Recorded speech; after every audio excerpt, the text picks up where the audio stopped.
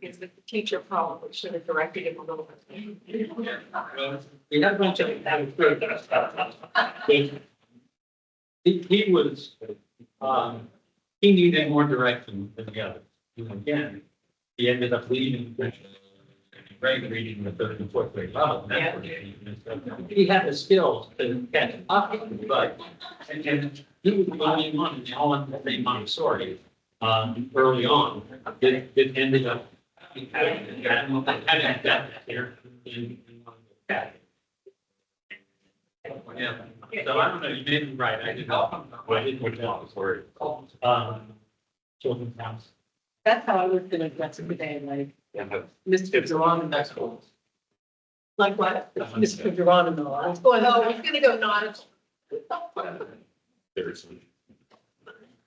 Well, floral works.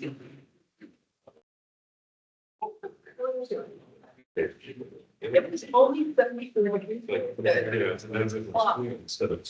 It was nice out. Yeah, for that rain, yeah, it was humid, but it was not suffocating. Now it's.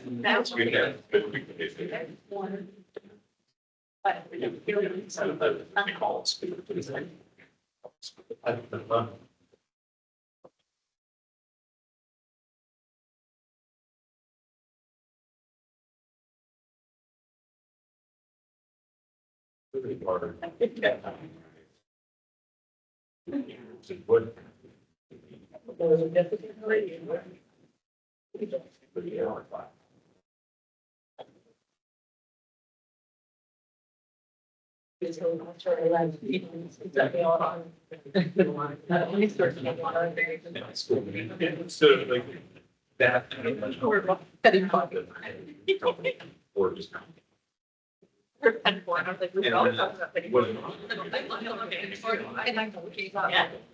Petty cat. Petty kid. Was feared to recall. That could be, you know. My son is. How it happens a little bit.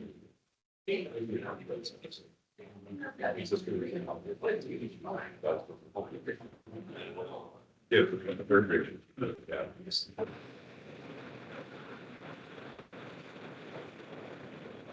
What? Yeah.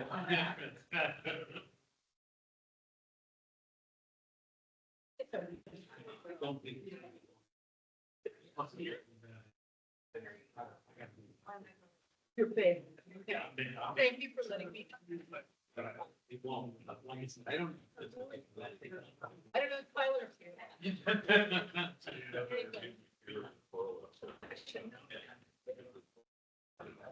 Well, you can.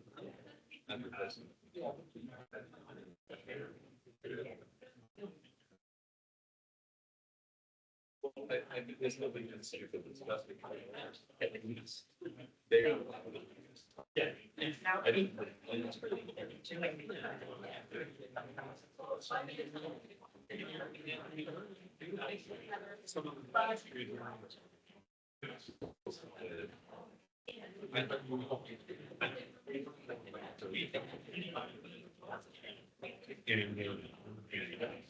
And I had my own say.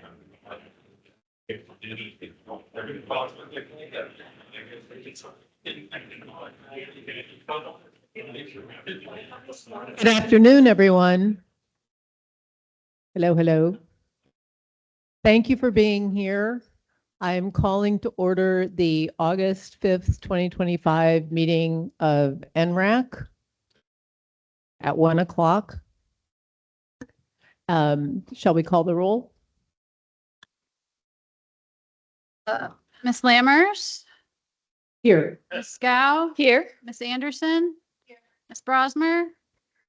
Mr. Burbank has resigned from the group, so he's not in attendance. Mr. Fitzsimmons. Here. Mr. Hoblick.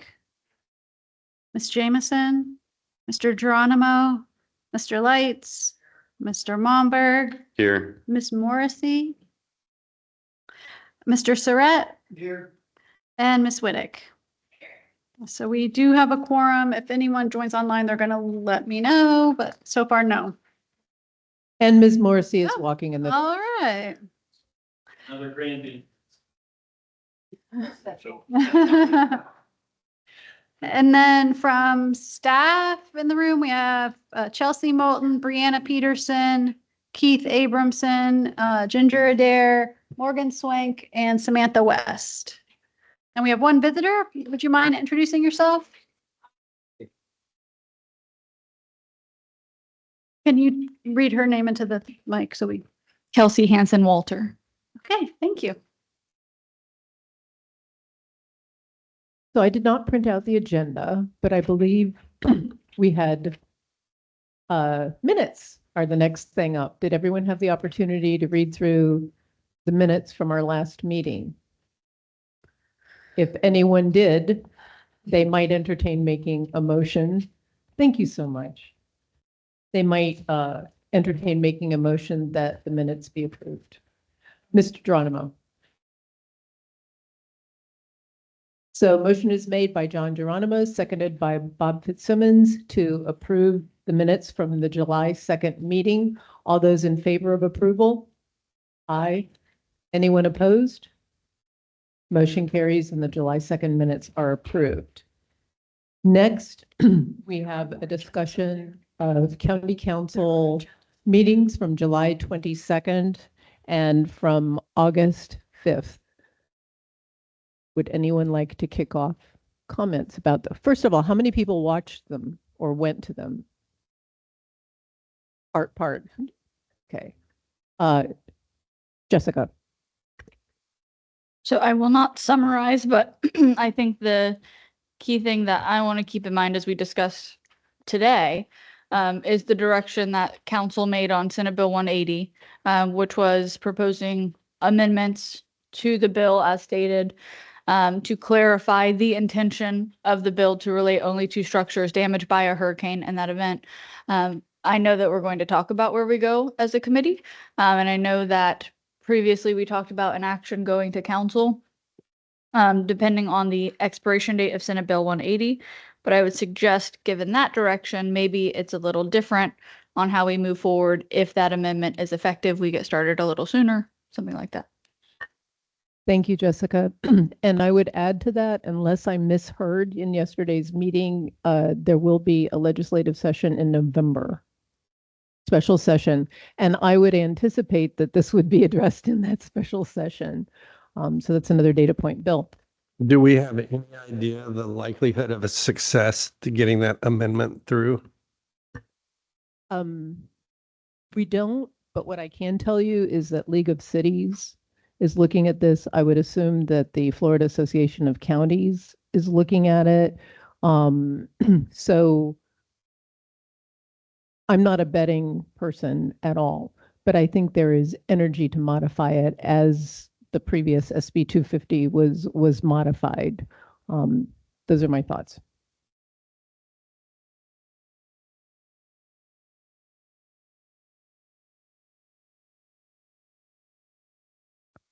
I think unless somebody has something else to add, I think that those two things, just to reiterate, are the salient points for today's meeting. One, that our county has agreed to propose amendments, and two, well, actually 3 points. 3, that there's some groundswell among other municipal governments to address the issues that have, the unforeseen issues that have arisen from SB 180, and 3, that there will be a special legislative session in November, which is just around the corner. So, Bill.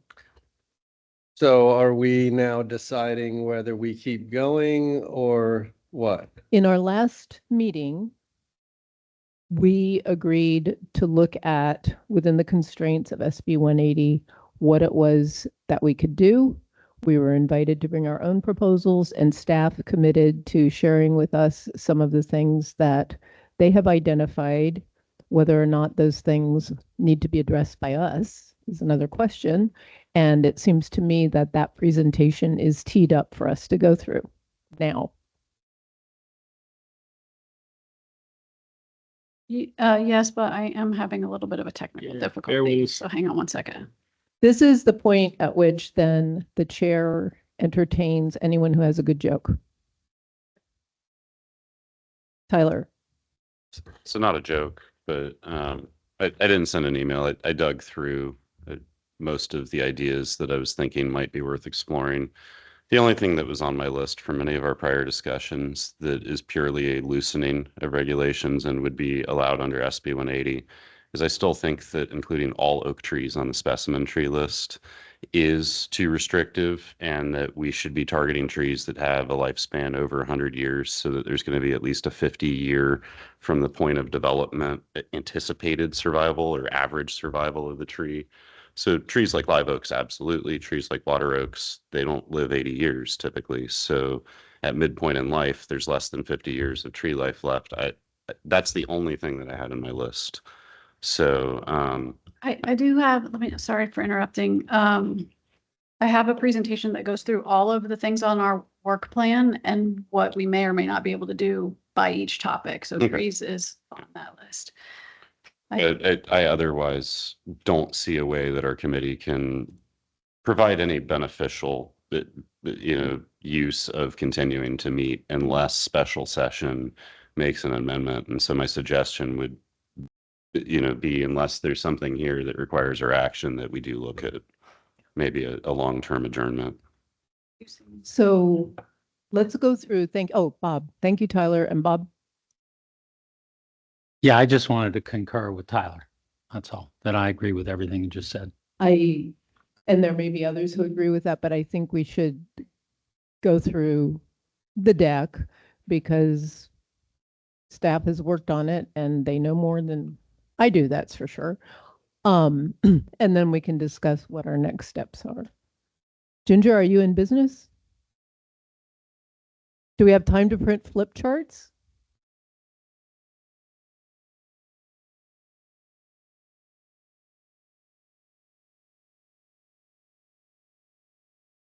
Sorry, we had a complete network migration. So everything's not where, I don't know. Okay.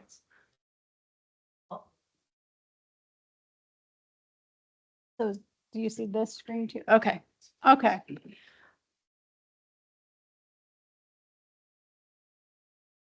And one other thing before we start the slide deck too, is that we did have a meeting at the airport recently about the low impact development voluntary program. And two of the members of this committee were there and both members did speak. Jessica was there and Wendy was there. It's work that you already completed because it was about the low impact development program, but just for, full transparency, there was that discussion, which I thought went really well, by the way, and hopefully we get some projects coming in the door. This committee, if we have time at the end, might like to hear about that. Thank you. Okay, so for new business for today is this PowerPoint that is sort of the post Senate Bill 180 options that we could consider. So what I did, Keith and I and Samantha looked at, here was what was on your 2025 work plan that was approved by council. And then for each of the 9 items that were on the work plan, I have a slide or two talking about, what are the options given our SB 180 reality. So the first thing was the stormwater management minimum standard. So we had adopted the stormwater management chapter 72 changes. They had to be repealed after Senate Bill 180 passed. And so Ginger, I'm sorry, I have a question. I do know what repealed means. Does that mean it would have to be voted on again? Okay, thank you. Yeah, it's out of the code. Yeah. So our next topic of work was to make those same changes in chapter 50. You had all voted on what those changes were and staff was working on those chapter 50 changes. Of course, that work will have stopped. So unless there's some other discussion, I think that's sort of where we are on the stormwater management.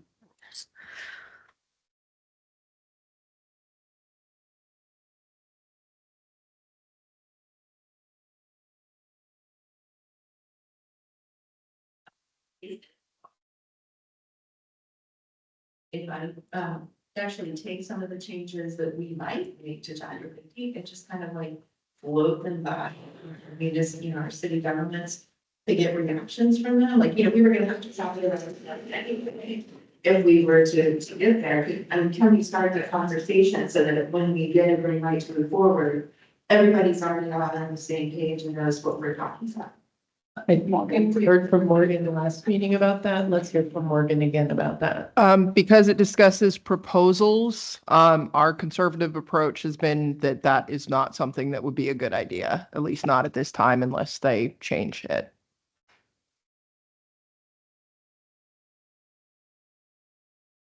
Anything else? Okay. The second item on our work plan was flood hazard management. You were actually in the process of doing that. Samantha had identified all of the potential changes and you had voted on almost everything, right? It was pretty much wrapped up. So listed here on this slide are some things that we could potentially still do under SB 180 and just sort of I'll say this is about applies to everything probably that we've put on these slides is these are things we could do. That doesn't mean we should do them, right? So and is it busy work, right? And so some of the things that we're going to talk about that we could do, it may not be worth the effort that it takes to do that without doing any substantive changes. That's really up for y'all to discuss, but so with flood hazard management, we could do the cleaning up of the formatting errors, the statute references, et cetera. We could do the sort of plain language that we got as guidance from the Florida Department of Emergency Management. And then we can, look at those definitions and ensure they're compliant. If we don't do those things, everything's fine. The ordinance is fine the way that it is. But those are things we could do if you wanted to pursue that. It's none of the substantive changes that you talked about. Yeah. Two questions. Would you rather comment on topic by topic? Is that helpful? Yeah. Okay. On this one, if it's what's on the screen, I have full faith in staff to do those. Yeah. Not this board. Should we go ahead and vote on that on this page? Sure. Just get that out of the way with someone like Ms. Morrissey. I will make a motion that with regard to flood hazard management, the suggested changes as shown on the PowerPoint slide should be handled by staff in their sole consideration and not by ENRAC. Motion made by Ms. Morrissey, seconded by Ms. Bliss Jamison. All those in favor? Aye. Anyone opposed? Oh, Ginger. I just have a question. Okay. I'll look at Samantha, but my take on these changes is that if it were up to staff, we would just leave it alone for now. Not actually make these changes, just let it go. That would be in your sole discretion. Is that in keeping with your motion? Okay. Okay. Motion here up. Mr. Melmore. When you guys make changes to code that is separate from what we do, it goes through PLDRC, right? So it wouldn't be at their sole, it would have to go through PLDRC committee, But that's procedural and but that that's is staff. staff's not going to do it unless they feel like it's worthy of their time. Okay. Yep. Okay. Motion carries. Okay, this item 3 was the reclaimed water irrigation landscaping topic. I really didn't have much to put on this slide because this was a committee generated topic. So I'm throwing it out there to see, what you all think, if there are changes that can be made in the post SB 180 world. I don't know that it's worth tempting the challenge on this one because of SB 180. I don't think that irrigation is necessary. I mean, irrigation is a development requirement. Reducing the amount of irrigation required is not more burdensome. Reducing the cost of landscaping is not more burdensome. So I think that there is a path that this could be viable, but I don't think it's worth keeping our committee active to beat this one up. I also think that it will not be a publicly popular idea. So, I think that there are basins where this definitely makes sense. And in the flood studies, they should be considering this, if not under their current iteration and like future expansions. But no, I don't want to keep meeting for this one. Sadly, I concur. Jessica, sorry. I have a question for Morgan on this one. In terms of irrigation maintenance and performance standards that are not tied to development, is it possible that there may be best practices from upkeep and maintenance that could be looked at that would not impede on Senate Bill 180 that deals with development of properties and approvals rather than maintenance and operation? I think there might be some, but I think the biggest concern is if we make some change, and I think I kind of mentioned that before, if we make some changes and it has unintended consequences, we may not be able to go back after that. So that would, again, just going with a conservative approach, but that might be the issue. So potentially enforcement changes or what you're thinking, yeah. And I will say on that, the county's irrigation permit program is actually managed by the health department. So there's a little bit of complication there in that, if we made changes to the irrigation rules, the health department would actually implement them. Thank you. Okay, topic number 4 on our list were wetland alteration permits. And, we've been way down the road on wetlands. So some of the things that we could still do under SB 180 is to reorder the sections to make it flow better. We talked about that. Remove some of the redundancies in the code, just make it easier for the average person, right? We can add the definitions for the uniform mitigation assessment method. And we could update the mitigation section to include the state required mitigation assessment method and allowing the purchase of mitigation bank credits, right? We had quite a bit of discussion about how the code doesn't really match up with the state requirements. And I can't even say new state requirements anymore because they're really not new. Again, this is a case of we're making it work right now. And so, is the juice worth the squeeze? That's a question for you guys. But we can't, again, make any of the changes that we had talked about that were substantive.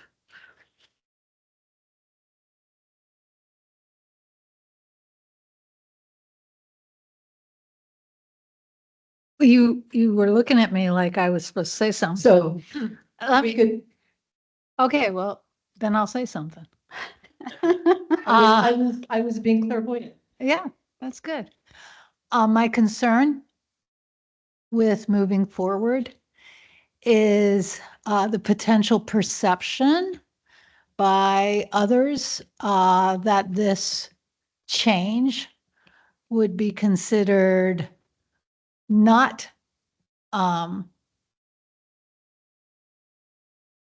gainful, okay, depending on how you look at things. And would in and of itself create some controversies, and then who knows where it goes because of the language in the statute. Anyone can file a grievance against it, regardless of whether or not it's being proposed as less burdensome, less restrictive. Taking the very conservative approach, which I think in this climate makes sense. I would make a motion that we, as a committee, ENRAC does not move forward to consider any of the suggestions as shown on the PowerPoint under wetland alteration permits at this time. Thank you.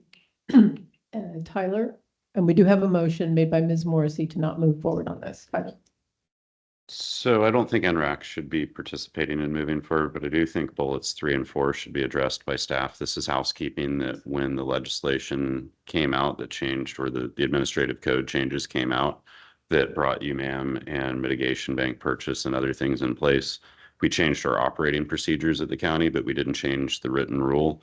And that should be reconciled to match. That I don't think is making things more burdensome or onerous.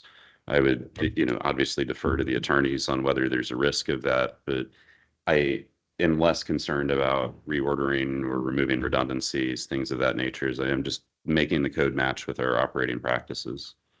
And I again, don't think NRAC needs to be involved with that process. Jessica? I would agree, and I would just add, I don't know if we've done a review of the changes this year on mitigation banks at the state level, and if we need to add any cross references to that now that you can go like outside of different areas and things. And likewise, I agree with both Sarah Lee's motion and with Tyler's concerns. So I'm kind of going to ask Morgan, because when we first talked about wetlands, we were very clear that those last 2 points, add the definitions for UMAM and update for consistency with state law, was something that we were likely going to be just fine with as a body. I can't anticipate our votes, but Sarah Lee does raise the specter of unintended consequences. That could this be perceived as new regulation that would bring brimstone and hellfire down upon us? Or Doge. Or Doge, yeah. Well, I that same thing. I mean, anyone's going to have the ability, if they think something is more restrictive, to submit the notice, and then we'd have to address that within the time frame. So if we put in the effort and someone sends it out, we would have to do like we did with the stormwater, and repeal it if it was considered to be. So I don't know that it falls under that. I know that when we talked about some of the updates of things that we were doing, but they're not in the code, we are still adding something specifically to the code that is more restrictive. So again, there is that concern, is even if it's how it's being done in practice, it is something that is implemented in the code that's going to be more strict than what is currently there. Okay, so Jessica? So the only thing I'd say is that I would hope that the state government would appreciate us coming into conformance with their current standards, but you never know. Meanwhile, back at the ranch, we have a motion on the table, which is, okay, that we had discussion, so I was wondering if someone did wish to second it. I'll second it. Who was that second? Me, right over here. Thank you, Bill. So motion made by Ms. Morrissey, seconded by Mr. Lights. All those in favor of not addressing this? Any opposed? Motion carries. You're no, I'm sorry, Wendy is a no. Ms. Anderson's a no. Dr. Anderson. Okay, fifth on our list was coastal protection. Again, this is one where we hadn't really fleshed out what we wanted to talk about. I think, Wendy, you were the one that was talking about this when we put it on our work plan. And so if you have specific ideas, that would be great. It was kind of related to our beach and dune ordinance, right?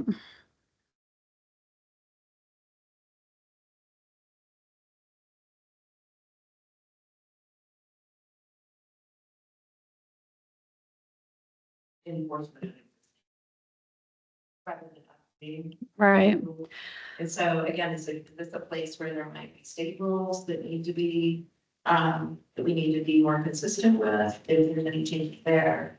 And, particularly in the context of having, planted dunes in front of seawalls, and, how earlier this spring, we basically gave a pass to 190 people to not have to put those in. And so, I don't really know what's possible with the terms of those rules. Right. So right now the code regulates the construction of coastal armoring, so seawalls, dune walkovers, regulates sand placement project requires a permit for the county in addition to whatever permits are required from the state. And we have standards that are in excess of the state standards. So if you build a new seawall, our code says that you have to plant or create an artificial dune in front of that seawall and plant it with native species. The council waived that requirement after the 2022 storms. So none of the seawalls that have gone in since the 2022 storms have had to do that dune replacement. For a period of time, we were asking people to pay into the Dune Restoration Trust Fund so that we could do that work later. Those fees, that the folks that paid those fees were refunded to them, which all sounds sort of bad, I guess. But we did get $77 million from the state of Florida to do a dune restoration project. So the county is managing that project. It's ongoing right now in the area south of Sunglow Pier to Ponce Inlet. And so our coastal division is placing sand in front of properties and planting those dunes. It's 18 cubic yards of sand per linear foot. So while the waiver seemed, really angsty, at least in that area, we are putting sand back on the beach. It's going to happen in New Smyrna as well. There's a project starting this fall in the New Smyrna Beach area. And then we are exploring additional sand options to extend the placement north of Sunglow Pier, moving to the North County. So hopefully that work will be done. It'll be done by the county. In terms of, are there things that we would want to do with the beach and dune ordinance that would be less restrictive? I mean, I don't personally see less restrictive, although, our hands were a little bit tied when the state waived the requirements for vulnerability. And it was basically everybody gets a seawall, right? That was new. Used to be, there's some state criteria. So I don't know about, if there's an appetite for being less restrictive in the beach and dune ordinance. Jack, then Sarah Lee. Yeah, I have a couple different things. One is about enforcement, as she mentioned it. And are there issues that are on the books that haven't been fully enforced? And if they are, can that be an element that we can in fact enforce rules? And would that be a problem relative to 180? That's the first question. The second is, in the case of all of these subjects in a broad stroke basis, I realize we can't do any of this. And you probably know that I'm discouraged by the whole affair, as we all are. But in thinking about it, is there a way that we can do something similar to what we did with other projects, and specifically LID, to build more incentives, okay, outside with, an incentive, a voluntary method, if you will, and then put that in place. And in fact, use some of our tax dollars to facilitate good things. And if a developer or a builder wants to, in fact, take that position and get that incentive, that would be just fine. And I would assume that would not, in fact, be a problem. It would also give us a benchmark going forward to where we can move into more of a hybrid position in a lot of these things, if in fact the rules changed in time. And this was a new thought on my mind, because I like the incentive element, but it's a stick and carrot kind of position. And we basically have removed the stick possibility. Perhaps we should make the carrot larger where we can. So those are the two subjects that came to mind when I gave it thought. Okay, can I answer the first question? There are things, and since we're talking about coastal protection, in the beach and dune ordinance that are very difficult to enforce. And one of those is the requirement for the dune in front of a new seawall, because the way the code is written is that the dune has to remain for the functional life of that armoring project. And we in the past and moving forward will also have a real difficulty in, if those dunes get washed away from a storm or whatever, compelling people to put the dune back. There hasn't been a lot of support for forcing people to put back sand in front of their seawalls after they've been impacted, by a storm. So the code requires that dune remain for the life of that armoring structure. The reality is that's been really difficult to enforce. So to your point, yeah, we have rules that, are really tricky to enforce. And, then I guess begs the question, do you want to have the rule, right? The second part is more, philosophical thing for the whole group to discuss. Although, one of the things that Morgan's been telling us is if we did adopt some sort of incentive-based thing, if we decided we didn't like it later and we were still under the confines of SB 180, taking away that incentive might be considered more restrictive. So we could be stuck, for lack of a better word, with that incentive. But I think that's a really worthy topic for discussion is, are there incentives? If we can't compel people to do things through regulation, are there ways that we can move in the right direction? And forgive me, that would be general to all of the. Mm-hmm.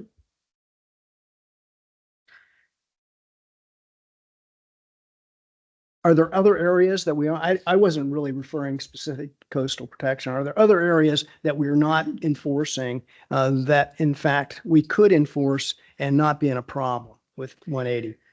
The other code that we have a really hard time with compliance is our Class 2 ordinance. And we do have a slide. I think we have a slide about that. Yeah. Where we require folks to retain a certain amount of native vegetation on site. We require a certain amount of stormwater on site. These are on single family residential sites. And compliance with those requirements over time is really low. So at the time of a development or, a new home being built, we make sure that they meet all the requirements. But over time, the berms erode, people take out the vegetation, a new homeowner comes in and doesn't have any idea why there's these berms around the edge of the property. That's another one that's, we have a really hard time maintaining compliance. And we typically enforce based on complaints. I mean, that's not only how we do it, but we'd have to have an entire team of folks just doing these Indian River Lagoon compliance inspections if we were going to try to maintain that over time. So that's another one that's really difficult to keep going. Certainly. I was going to say specific to this slide, I was going to echo Wendy's comments.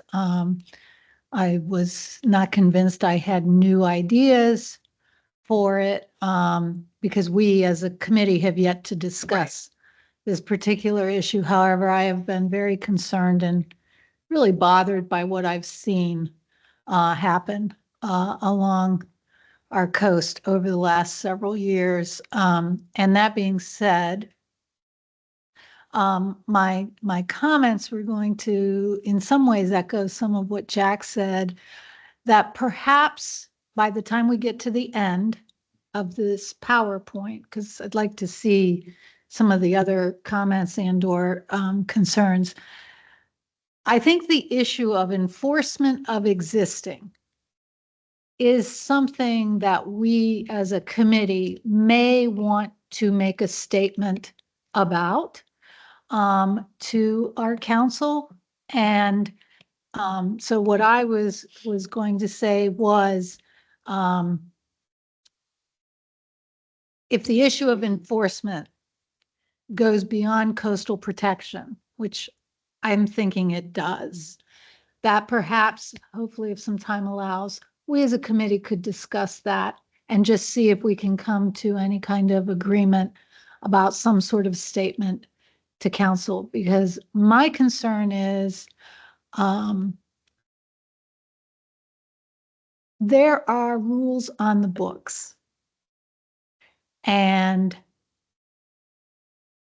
the intent of those rules is worthy Otherwise, they would not have been considered and they would not have been adopted, regardless of how old they may be. And that I am not convinced we are serving our community by not enforcing. I understand there's challenges with enforcement and that there could be subsequent decisions to not enforce. But I still think that we may want to have some sort of statement made by this committee. Coastal is my privilege in recognizing myself. Coastal is something very near and dear to my heart, having grown up and living along the same stretch of beach for 60 years. So I've done my own little longitudinal study of what's happened over that time. And my own little unscientific surveys talking to beach walkers about what their understanding is of what makes for a healthy beach. And involvement with League of Women Voters to put on a hot topic in an attempt to educate the public about beach dynamics. And enforcement is an issue. It's an issue with with all of these things, and I sometimes feel that one of the biggest challenges is trying to educate the public, not just about what rules are, but about why they exist. Because there are reasons. There are reasons that we don't let everybody, drive Jeeps down the dune anymore. It's going to hurt the dune. So maybe that discussion of enforcement matters. The other thing I would say is, because I love the coast and have worked personally on a lot of things in my own area, it's really complicated because at least up in the public part of the beach, you're dealing with various different entities. Volusia County, the Department of Environmental Protection at the Florida state level, Florida Department of Transportation, because State Road A1A now, what's it called, Jimmy Buffett Highway. Isn't that it? I think.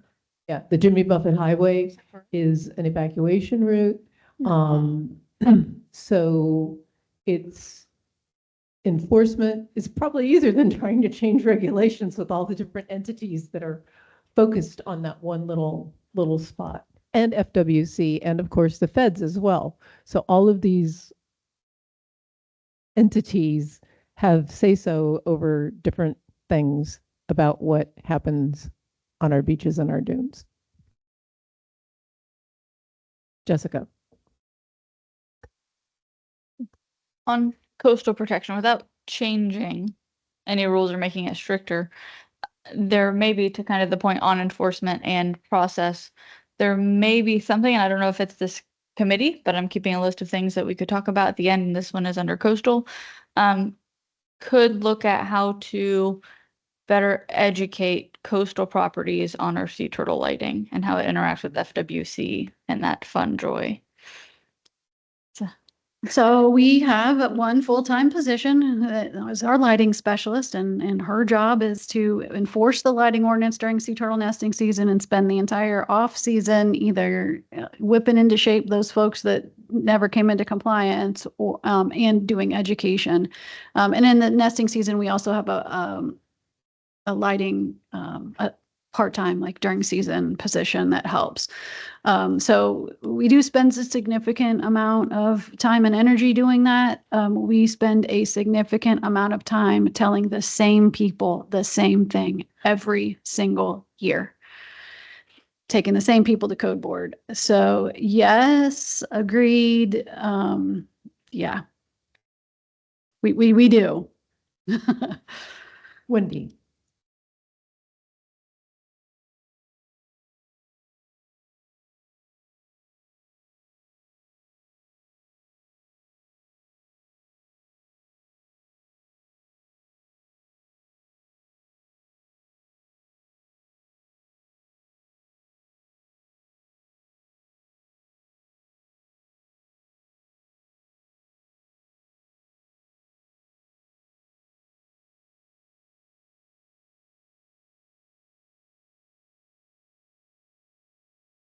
as the incentive carrot, that if you want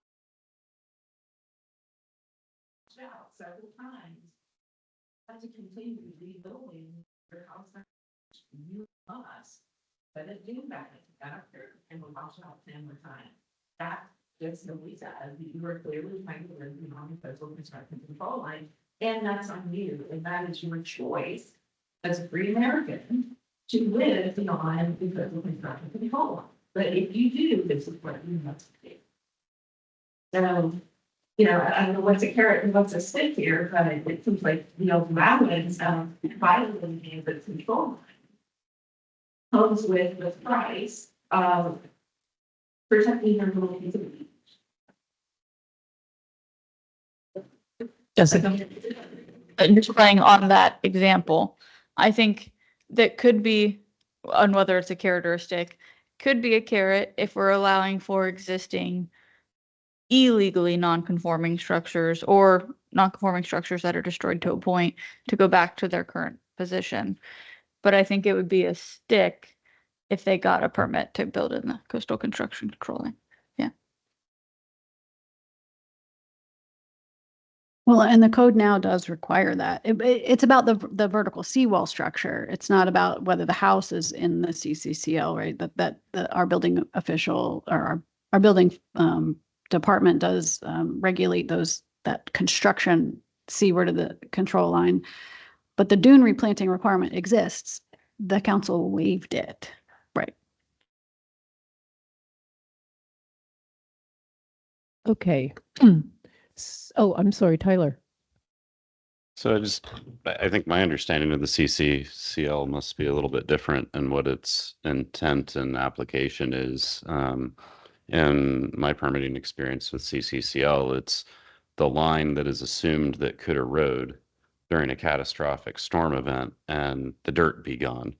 So if we didn't build there, the dune would be gone. If we do build there, the dune's going to be gone. We're required to have deep pile or deep enough pile foundations and structural supports for everything that's built so that all of the structures remain and the non-critical peripheral structures, if they're designed to not remain, they drop vertically and are not able to be washed away so that the debris can later be removed.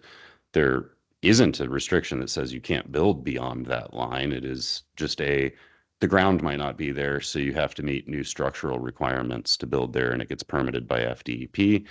And your foundation has to be above the expected wave crest height with storm surge, and the tip of the piles in the ground has to be below the scour elevation with enough area to support your structure. So it just, I might be ignorant to the, other purposes of it, but that is what the implication is. It doesn't really have anything to do with you have an obligation if you build here to make sure that the dune stays. So I would definitely think anything in that direction would be considered a burdensome non-SB 180 compliant thing.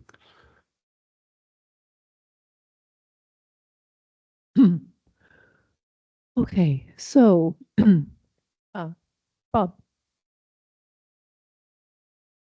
Just a short comment on dune restoration in general. I've been watching it my entire life. I've lived on the coast my entire life in Florida. And you cannot do spot improvements. So, to have, and that may be the reason the council, waived it. You can't come in 1, 2, or 3 or 500-foot section redo a dune and not do it on both ends, because the next time a storm comes along, it's attacked at the side and it's not doing what it naturally does to slow the impact of the wave down, which is all being confronted at one point. As soon as you get around the back of something on erosion, all bets are off. So, and one other comment on maintenance, if you will, or of regulations or regulating, enforcing those. If we have that discussion, it needs to be on a whole lot of things, not just the coast. Thank you. Which was what I was about to say. That, go ahead, Mr. Geronimo. We used to refer to the beach area as barrier islands. They are. And there was a reason for that. So I would love to talk about coastal restoration, but it does take a comprehensive approach from everything that I've ever learned.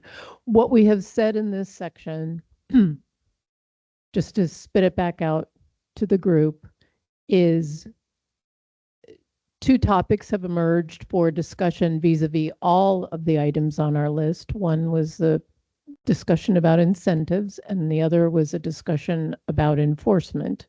But I have not heard about anything that we are going to attempt to do vis-a-vis coastal. Is that correct, committee? Okay, so Ginger, please move on.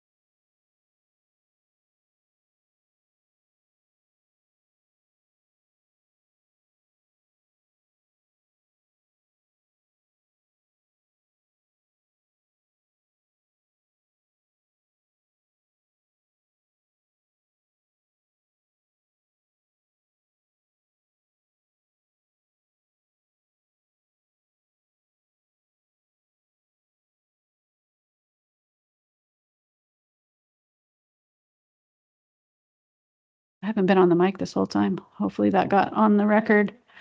This is an area that Keith's group spends a lot of time on enforcement.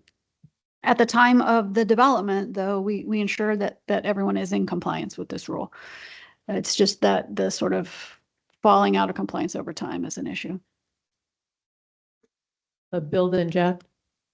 Is that only new homes that are built, or does it retro to homes that are already in place? It's not retroactive for homes that were built before a certain date, but if you, what is it, 400 square feet? 200. Building permit, 200. Yeah. So if you added an accessory structure or something, it would trigger the requirements. When was this put in place? Do you know? 1987. Okay. Thank you. Yeah. John. What's happening with that requirement on keeping the water on the site is builders now are actually doing a stem wall on the perimeter and then filling it all in. All right. And so, and I did it, and my next door neighbor's got a, 4-foot wall in their front yard, but an 8-foot wall in their backyard. And there's some logic to it, except what happens to the houses existing between two of those? You know, there's a thing called the venturi, you know, when the water comes through and it's channeled, you know, so, it's like that unintended consequence. You know, it's, I mean, I've always, I like to think in terms of how we build. We've had flooding, we've had flooding forever, and we'll continue to have flooding. And how did people deal with it? How did the indigenous people deal with it? They built to compensate for it. They built above the ground. They didn't build on the ground. They built above the ground. They're still building it above the ground. If you look at hot, wet climates all around the globe, it's above the ground. And then the water goes underneath. Oh, sometimes it sits there for a few days, you know, but it percolates through. So, you know, we started building on the ground and, you know, it's that unintended consequence. I think there's two issues here. So the class 2 ordinance, or this Indian River Lagoon ordinance, was intended to address water quality. It wasn't it really wasn't about water quantity, and it wasn't about what elevation you build on for flooding either. It had no, the whole point was to hold that stormwater on site so that the nutrients could be taken up before it flowed off site. Because in this area, there are so many existing lots of record that were just platted without any infrastructure, that, you know, the idea was that there's no way to get that water quality improvement on any kind of large scale basis.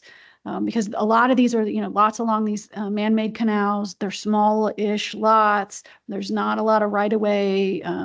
So the requirement to build higher because of flooding or, you know, storm surge and those sorts of things is related, but not this ordinance necessarily. And how people have to do that, and they have to meet these class 2 requirements. So, Bob. I was trying to remember the Indians' name, or AIS, AIS. And the way they solved this problem, they left the barrier islands when the storms came. They moved their whole settlement to higher That ground, would be wise too. which is, you know, just thought I'd throw that But- as a footnote. But to Ginger's point, these existing regulations are more about water quality, trying to address that. I'm sure everyone has heard one of the manifestations of water quality, which is the die-off of seagrasses in the area. Is there anything actionable from ENRAC's point of view at this time on this? Tyler. So I'm going to say no. I'll end this with a motion that we move forward and disregard the last two items as potential actions for our committee. But the reason I say no is FDEP with the stormwater rule rewrite that went into effect last year now requires that all of our stormwater system permits have maintenance standards with inspections and otherwise. That is a burdensome and onerous responsibility. There's annual reporting requirements, all of that. That is really what would be necessary here to give more teeth to Keith's group, is to have self-reporting requirements for the folks that fall under this. Putting my lawyer hat on, I don't see a path that doesn't create some type of a rule violation. If there is one, I think it's something that staff could take under their own direction and, you know, was the directive to undersee. So I'd like to move that we go ahead and disregard items 5 and 6 as potential actions for us. And 5 was the last one that we moved on from.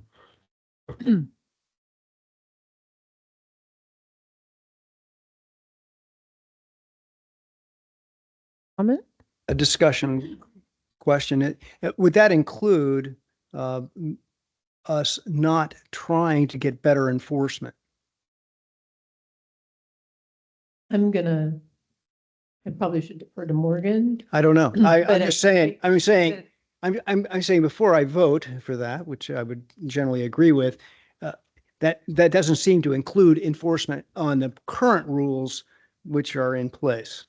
Yeah, I'm just specifying that as a committee, we shouldn't be. Right. I don't think we should be discussing code changes. Code changes, right. And so, yeah, so I would agree, but as long as it's not including the enforcement of existing rules, which I'd like to hear from Morgan on this, because would the enforcement actually create more of a burden because it wasn't enforced and now it is enforced, and so we could be challenged on that?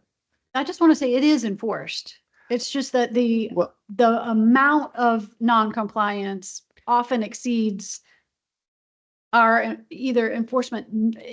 Sometimes we don't know that someone's out of compliance until someone complains, and there's, a lot of it and a few of us. well, maybe we say inadequate enforcement.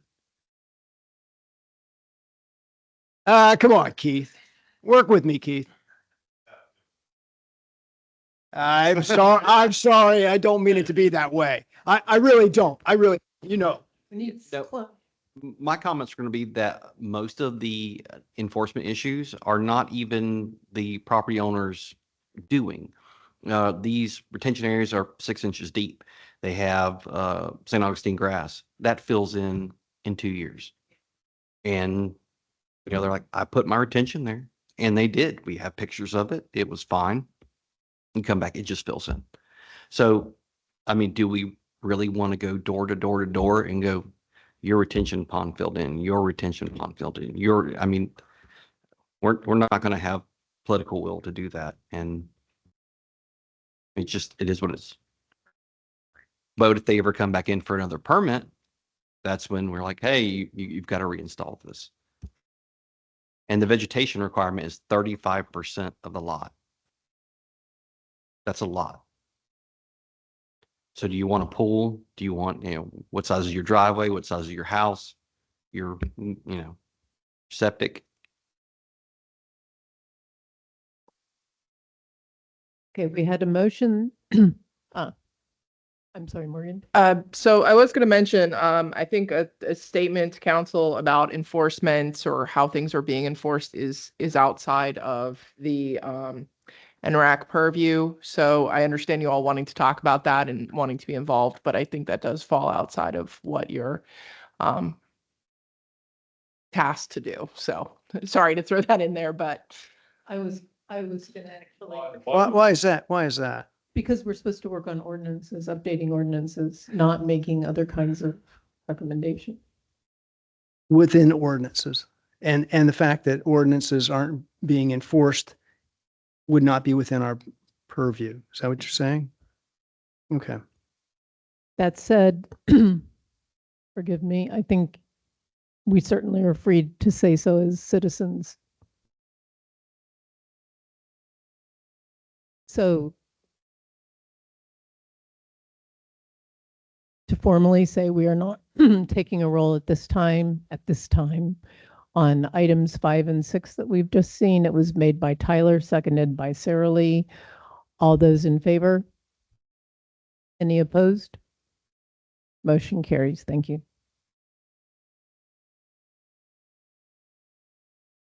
Trees, everyone's favorite topic. But as most of you who have been here, you OG members will recall, we did have some recommendations that allowed flexibility in the tree ordinance, and I think that would still be allowable under SB 180. I'll just go on record as saying, some of the flexibility makes sense, and we're in favor of that. We also had some things that, we thought maybe could be tightened up, but we can't do that. So if we only do some of the things here, we're making the ordinance less burdensome. It's not being balanced by additional requirements due to SB 180. But so one thing we talked about was reordering to make the code flow better. I think this is more of an issue than it is in the wetland code, because we have different rules for single family versus commercial, and it's confusing the way that it's written right now. So I think we had some good suggestions about how to make that really clear if you're an applicant. We talked about lowering the minimum tree replacement size from 2 inches to 1.5 caliper inches. more based on nursery standards. We talked about allowing the county forester to waive or modify the minimum tree requirements based on site conditions. Remember, that's the rule that says you have to have 1 tree per 2,500 square feet of lot area. And there are times when we have sites come in that are, already devoid of trees for whatever reason. They used to be a pasture or whatever, right? And so that's not something that we can modify right now. It requires a waiver from the DRC. We talked about allowing the county forester to modify the specimen tree requirements based on site conditions. Again, some sites, just don't have specimen trees, or there are some extenuating circumstances. Talked about removing some of the redundancies, just making the code easier to understand. Talked about allowing the county forester to waive or modify that 20% lot clearance requirement. That's on a new subdivision. The code says at the time of a new subdivision, you can only clear 20% of the lots at any given time. That's a rule that we often find being requested as a waiver to the DRC. Because a lot of times new subdivisions, there's an economy of scale of clearing more at the beginning. So that's often a waiver request. And this is really wordy and you don't necessarily have to read the whole thing, but making some edits to the language in the tree replacement trust fund to just further clarify what that trust fund can be used for. It's not more burdensome really or less burdensome. So those are the things that we identified. Yeah, that's it. That we could still potentially do on tree protection if you wanted to move forward with those. Wow. I just wanted to touch on the specimen tree protection comments that have been made. So by allowing me to modify or waive the specimen requirements, that gives that flexibility in there. I would caution that based on the ordinance that we have, if you have a certain number of specimen trees on the lot and you now take those away, you have to keep more specimen trees.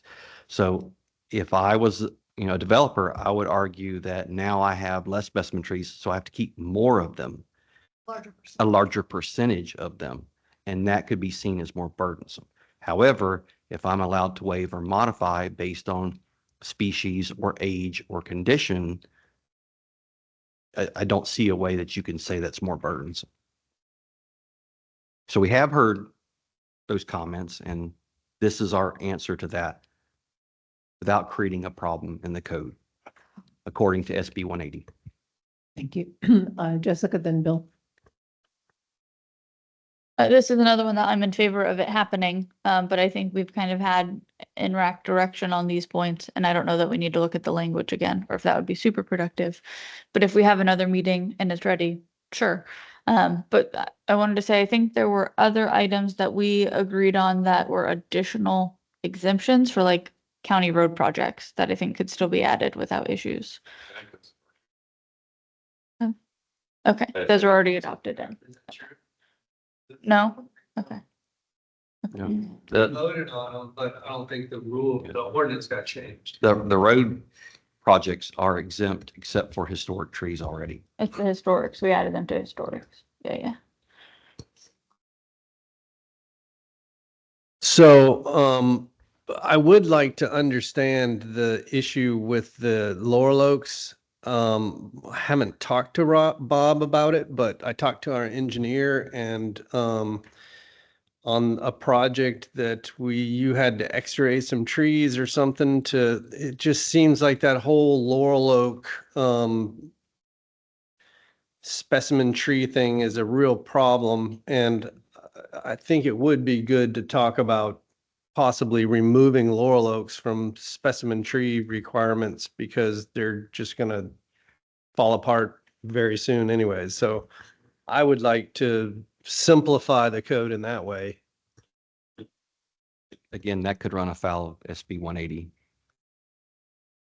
And then you would throw out all the specimen tree requirements at that point because we couldn't go back. We couldn't go back and change the ordinance again.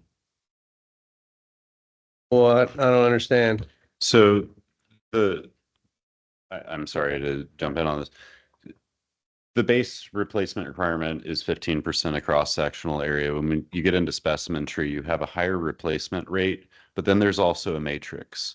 So like I had a 5-acre project. It was a city of DeLand project, but I had less than 15 specimen trees. So I couldn't cut a single specimen tree down, and it locked my project down. If I'd had 25 specimen trees, the client would have paid more in penalty for replacement or tree fund or whatever, but That's not the case.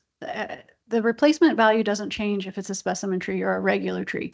Where we have asked for additional replacement is if someone comes in for a waiver from the specimen tree requirements and we say, okay, you don't have to retain all of the specimen trees that are required if you add additional mitigation for those specimens that you're taking out. But the across the board replacement is 15%. It's not higher for specimens. okay, my apologies on that one. It is in City of DeLand. Okay. But you're right. That is where I was getting it wrong. But it can lock you down on the flexibility of your layout. That's the point that Keith is making, and I don't think that it's an invalid point.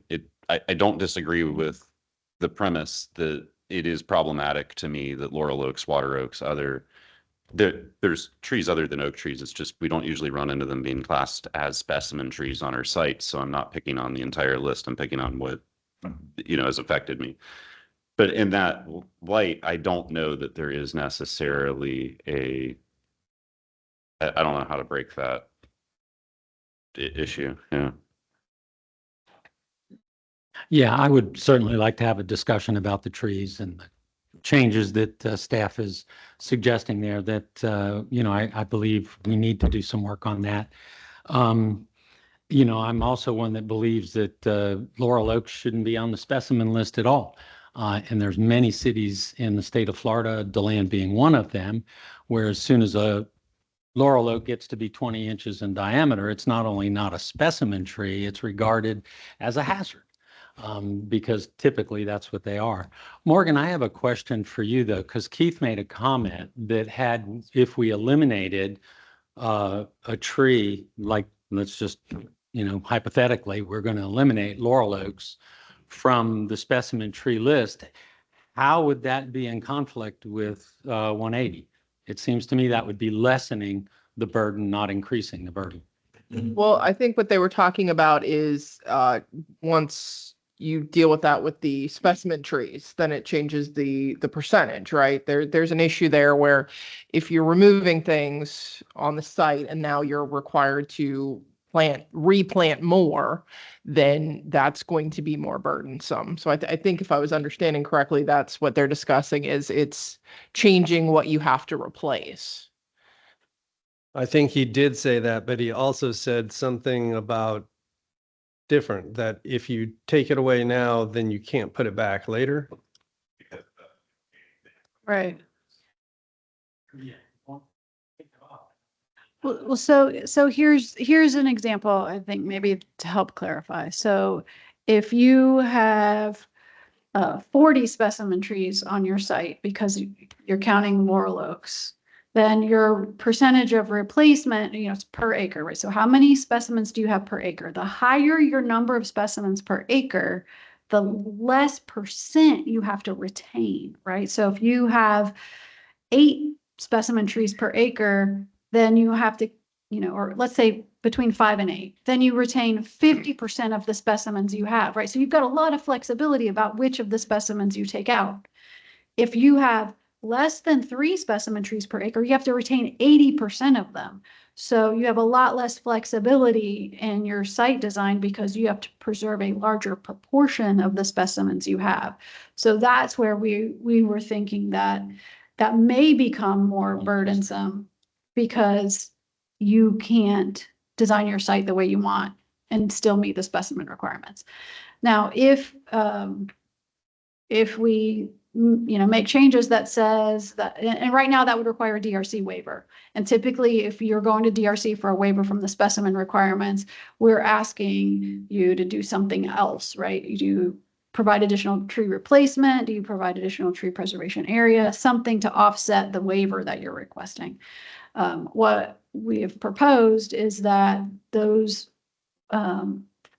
ability to be flexible at the staff level rather than have to request that DRC waiver. And then that's something that's negotiated, you know, with the applicant and with Keith. And so you could say, well, you know, I can't save the 80% of the specimen trees, but I can save 75, but I'll give you a little more tree preservation area here. And then that doesn't have to go through the DRC process. So that's what we're proposing.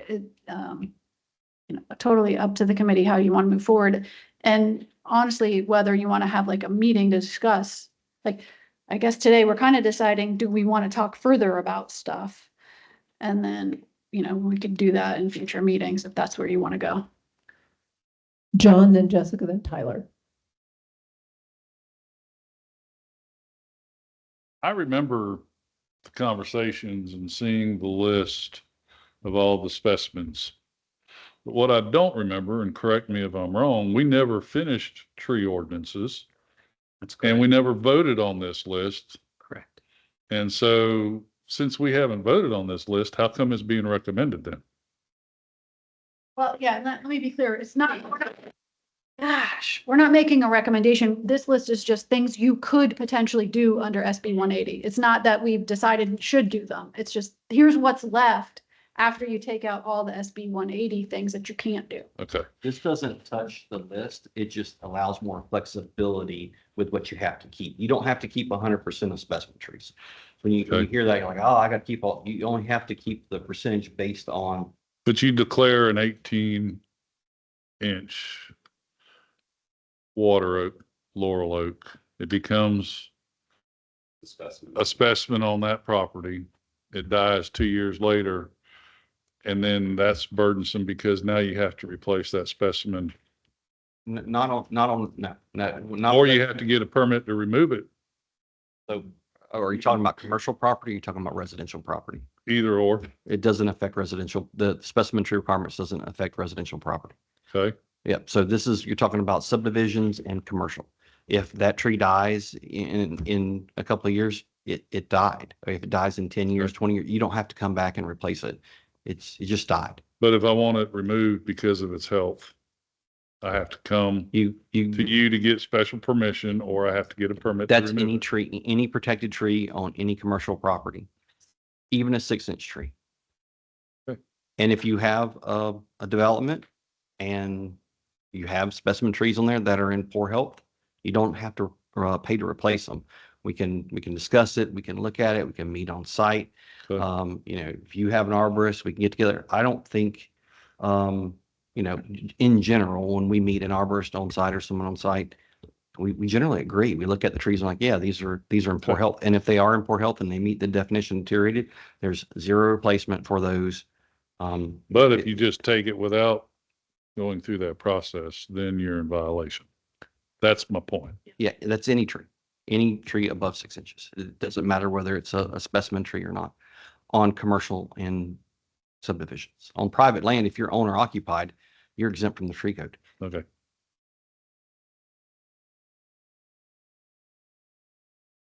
I was going to say, because we're trying to get through the full list, and it sounds like we want to revisit this one, that perhaps we will end the same way we started this journey, which is one more lesson on trees.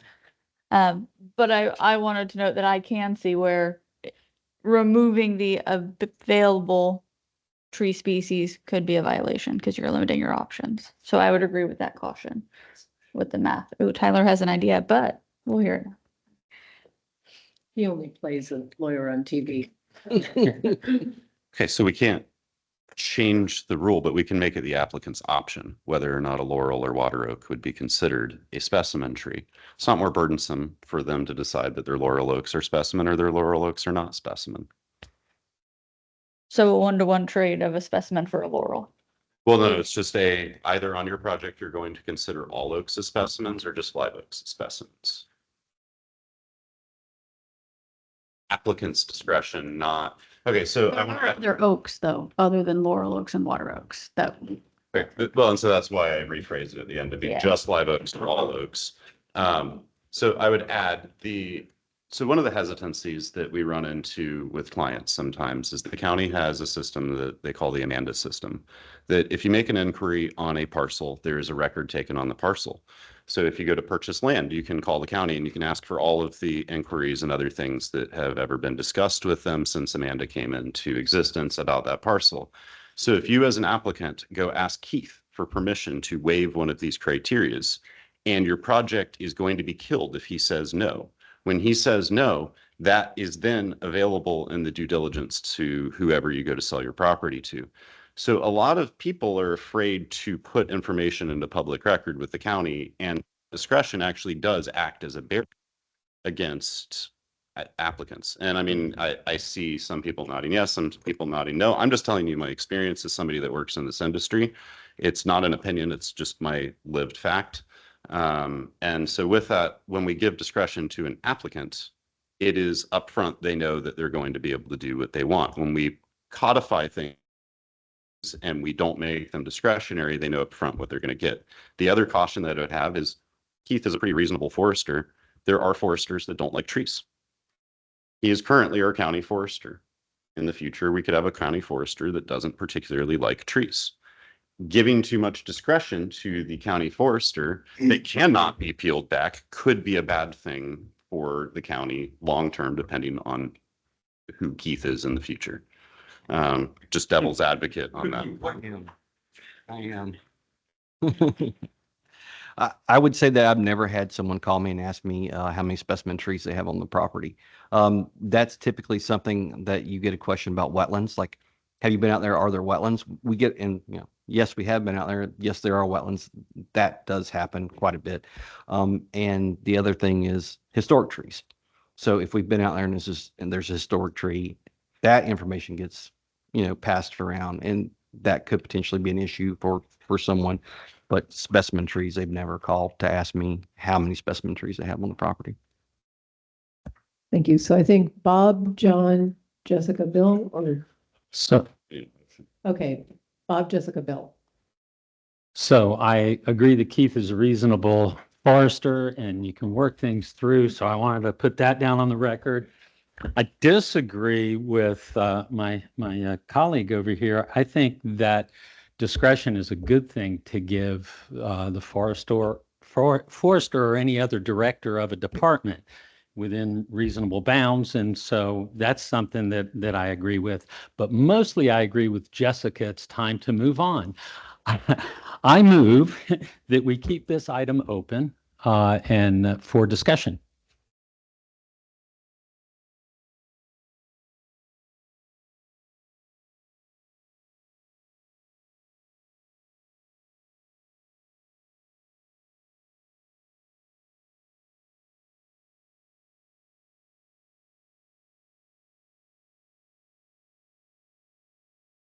Okay. Habitat protection was another one that we wanted to tackle. The discussion originally when we were talking about the work plan was, we have these rules that protect trees and we protect wetlands, but we don't necessarily protect habitats as a, in their own right. We talked about scrub habitat and some things like that. But we don't have any current rules that address this except in the sort of piecemeal way that we do, which I know, Wendy doesn't, we've talked about having a more holistic approach, but because we don't have any current rules, any proposed rules that deal with habitat would be more burdensome or restrictive. So. Say, agreed with the caveat that I think that there is potential in terms of carrots of building in some additional habitat protection and like having certain classifications of the best habitat counting towards areas of like the cluster or conservation subdivisions, things like that could be expanded on. That would be more incentive based, and there are others I'll talk about at the end, but just as an option for future discussions. Bob.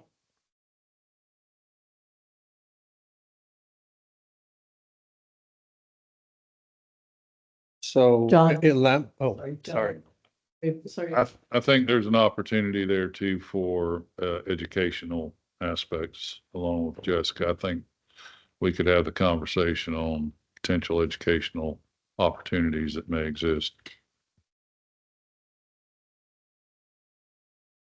Are you suggesting that we create a new ordinance? Oh, just build stuff into the existing with incentives? Wow. Tyler. I personally don't want us to take this topic on because of this isn't just a single layer onion. We create an incentive rule. There's got to be a basis for how the habitat zones are defined. It's got to be something that stays regularly updated, so on and so forth. I see this being something that could have unintended consequences and need to be repealed and not be able to be repealed. John. It says no current rules, but I had to hire a biologist to tell me I didn't have any gopher turtles, on my site. There are for gopher tortoises because that's a Huh? protected species. Well, right, there's a protection for the gopher tortoise and its burrow, but there's not protection for the gopher tortoise's habitat, right? We don't have rules that say if you have habitat that contains scrub jays or, habitat that protects gopher tortoises, you have to protect the habitat itself. You have to protect the burrow or relocate the tortoise. But we don't have anything that deals with, any of our like unique habitats in particular. We get at it through trees and we get at it through wetlands and gopher tortoises. We protected the animal and its burrow, but not sort of holistically. It's kind of like you can have your house and we'll protect your house, but we can pollute all the air and the water around it and take out every tree and make it. I'm using the gopher tortoise analogy. It doesn't matter where the house is.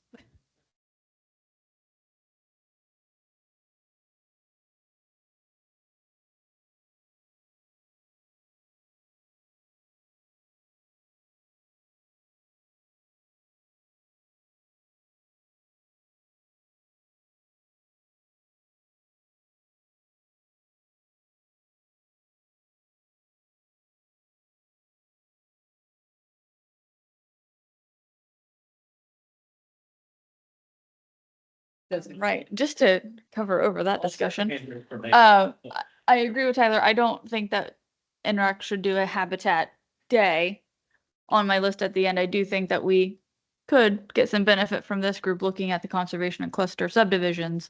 And I will just note that there is a very easy map data layer that the state contains that has habitat rankings for priorities that we could rely on. And I've even seen a presentation by county staff on habitats. Okay. Is there, I guess we're not doing anything with this? No motion has been made? Okay, so there, Jessica. That's not, I was going to make a motion that we do not set aside habitat as an additional topic. Correct. Yep. Do we have a second? Oh, thank you, Michelle. So motion made by Jessica Gao to not take on habitat protection at this time and seconded by Michelle Whittick. All those in favor? Aye. Any opposed? Motion carries. This was the last item on our list. I asked for this to be on the list, but you guys sorted it low. So the pollution control minimum standard is in chapter 50, but it's not one of the environmental minimum standards. There's a little subtlety there. We haven't talked about this standard at all. It is not a land development standard, so it's not subject to the Senate Bill 180 restrictions. It is a rule that talks about pollution and the fact that you cannot pollute the water, air, land of Volusia County. It references state statutes that deal with certain types of pollution, air pollution, et cetera. And it's very, very outdated. The reason that I wanted to look at it originally was that this was written in 1971. Really good year. It's very old. And the code enforcement process is really onerous. I mean, it's pre-modern code enforcement, right? And so the code says that the environmental management director, which it's not titled that, can convene the pollution control board if there's a issue in the county, a pollution issue in the county, and the pollution control board is the county council. And so rather than follow our code enforcement process where we, do all the things we do, notices, and then it ends up in the code enforcement board, we'd had to convene the county council as the pollution control board. Since I've been here, we've never done that. So I have wanted to update this standard to bring it into the sort of modern code enforcement process. I think that is all something we could do under SB 180.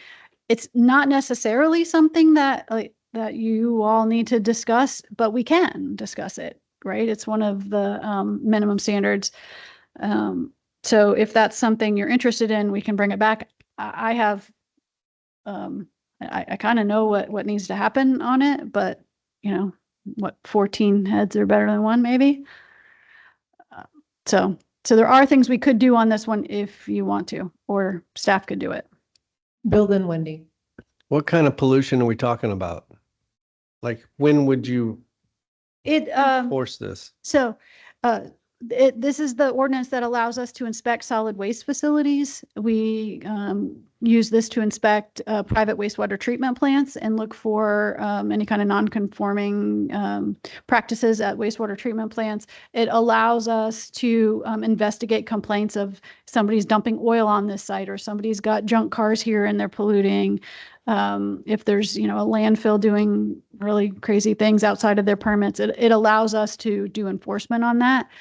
Otherwise, we would have to rely on the DEP to do enforcement, which, so anytime we get a complaint about somebody, dumping paint down a stormwater grate or something, that's this pollution control ordinance that gives us the authority to investigate and potentially take an enforcement action. What we do now, because pollution control board is really like an onerous situation, is that we compel people to comply, really through, saying we'll take them to the pollution control board and we get compliance generally. And there's some state backup to that, right? Because generally if they're doing these things, they're also violating state rules.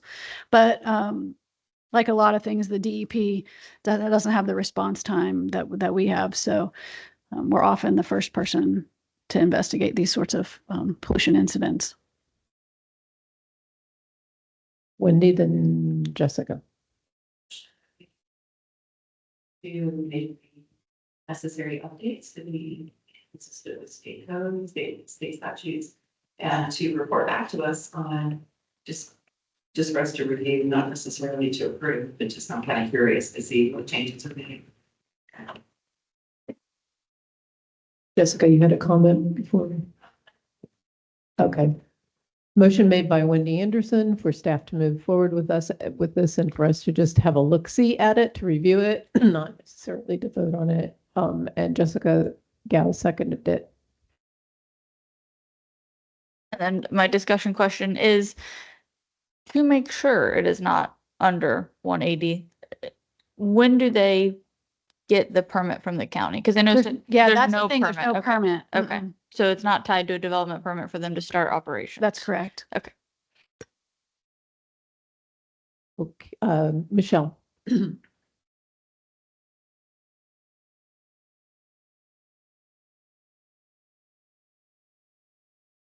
We conferred ahead of time. Okay, once again, the motion was made and seconded to have staff make the changes that they know they need to be made on this, and just to share those with us once they're made. Correct? All those in favor? Aye. Any opposed? Motion carries. That was the end of the slideshow. Okay, we're at the 2:30 mark, which is generally when we take a short break. And I believe we had actually just one item to talk about, because we've been advised that really talking about enforcement is not something that's within our remit as a committee, but incentives. So we might want to take a 5-10 minute break think about incentives and come back and have that discussion.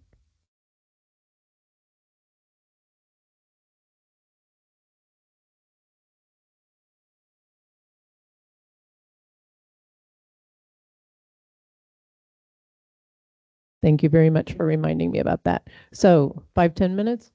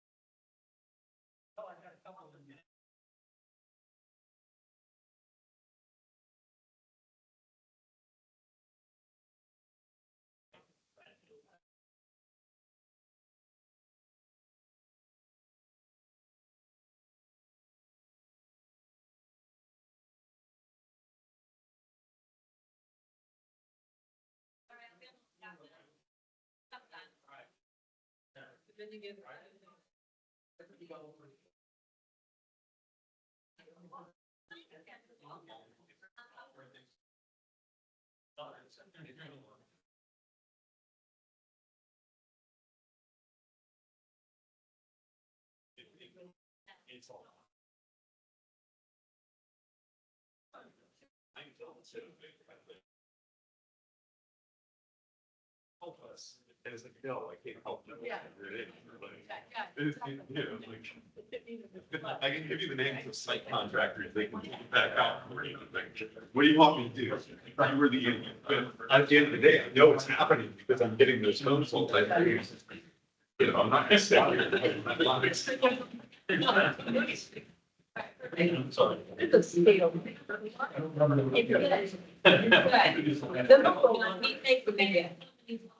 So a little bit of this, I believe in anyway.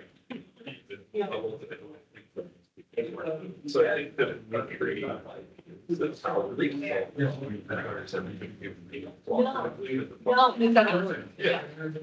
And then you might as well figure out how can we use government. Well, I'm with you. But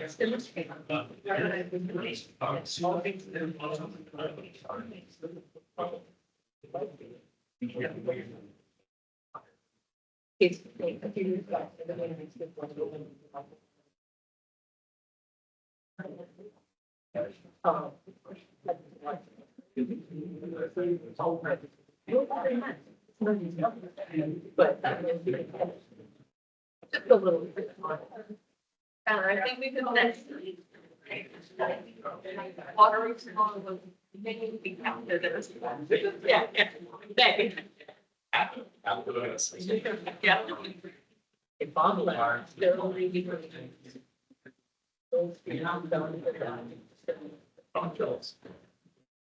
Why? We did leave too. Nobody does time, you left this year, you said, I'm gonna spend a lot taking it back. Instead of like these. Yeah. Yeah. And we're having problems that I believe are not. However, given these partners. So it's like, you don't want to say it's yourself, but this part's very good boss, I gotta, I think we have. Yeah. That's always funny. But that's the way it is. If I ever see Bernie, that's what I'll tell him. Like, this for Yeah. Sorry.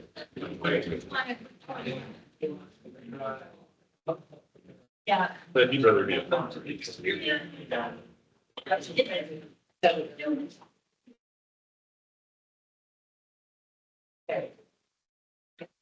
We still have 3 people. Let's give it just one more minute. We can sing the ENRAC anthem or something. I've been working on it.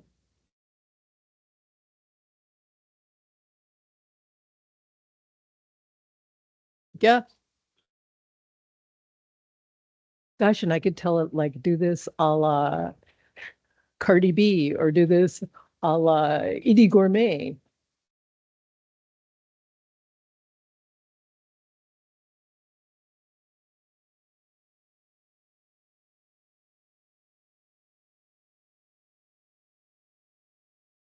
It's really.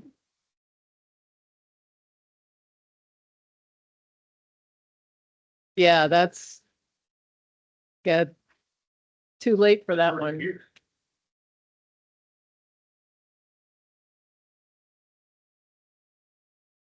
I don't want. Developing a database that we're all of the help. Every single thing that you're document goes in the system. It's gonna go into the AI catalog. It's gonna cross-reference against everybody else and spit out ideas to your document. What they're doing. Anything else from that? Yeah. There's nothing on the back end they're gonna do with that homework. Oil and green.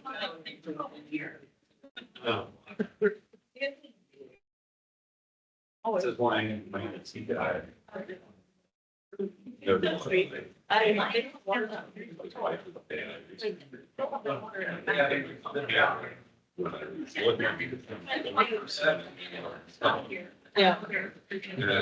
Something about the articles, one of the fun things is the nearer you are to ChatGPT, the better it is. Really?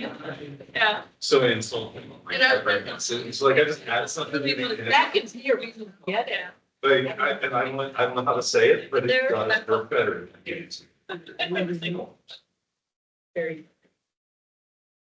We're going down. We're getting a net loss. Did you go out to try to find them? Do we need to send out the Monties or Mounties? Okay. I'm using Jack's gavel. We're back in order.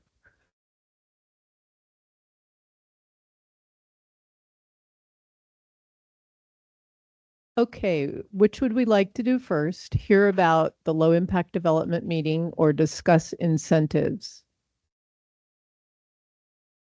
Pardon? Okay, I agree with that. All right. Who are our expositors, Jessica and Wendy? Yeah, I say, well, I got a nod, so I'll go first and then Wendy can supplement. So VCARD hosted a joint event, I think with FPZA. It was a joint event between VCARD and the Florida Planning and Zoning Association, where Sam came and went over the incentive LID program, all of the best management practices and all of that kind of process that we know about in depth. I think because of the joint partnership with FPZA, who Sam did a separate presentation for as well on the program, we had more people from the elected official level at this one. So the policymakers were in the room, which was really good.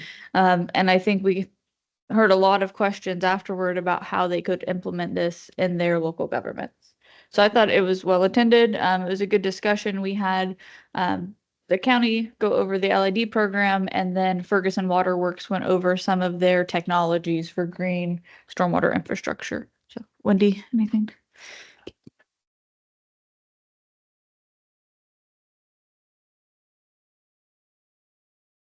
And, and engage. So I would happen to be sitting at a table with New Smyrna Beach folks. And I'm one of their city planners, I think, and one of their commissioners, and then some of the attorneys, some of the storage guys.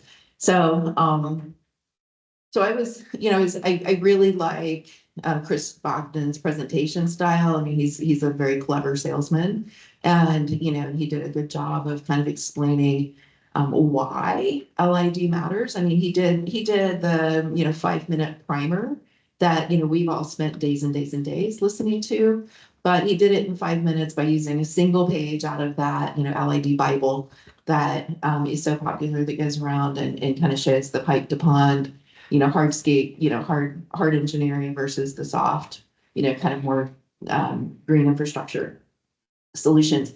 And but then did go through, I mean, yeah, he's selling his own products and services, but just gave some examples of different contexts where you could use this, and then kind of linked it into some of the items in the technical manual that were that were part of the incentive packages. So Sam, of course, did an amazing job kind of outlining the incentives and how to use the technical manual. I think she was very clear.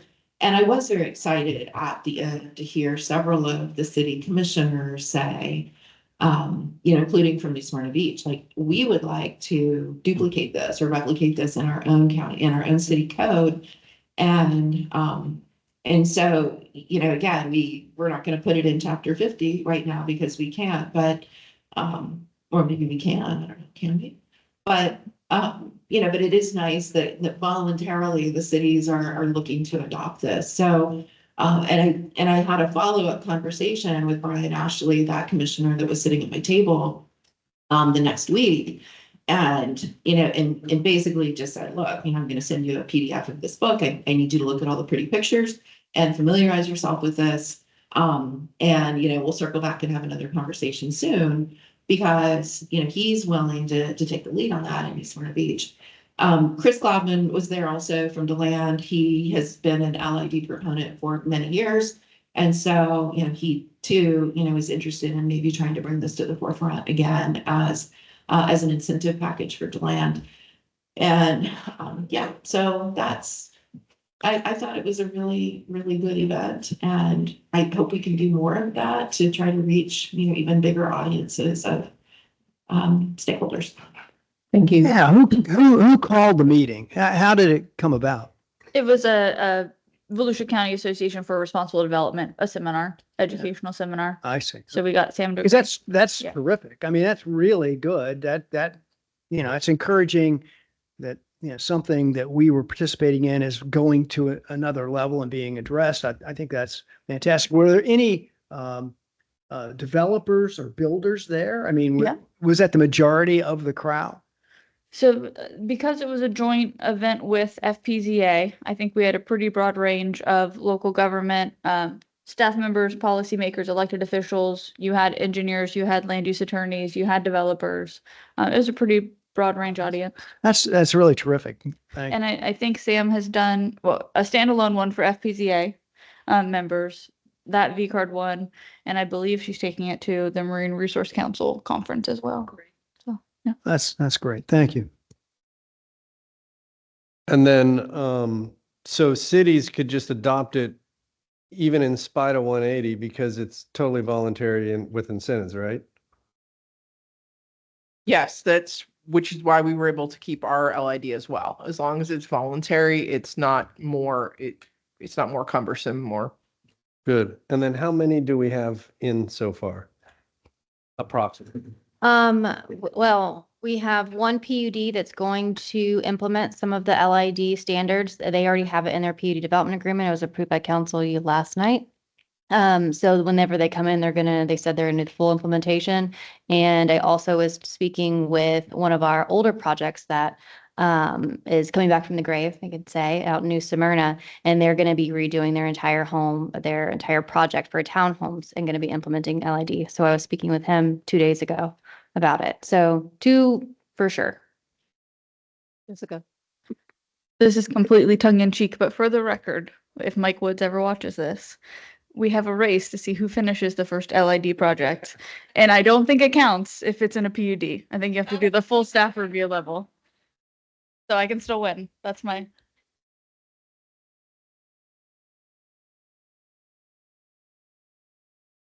That's nice to have some good news.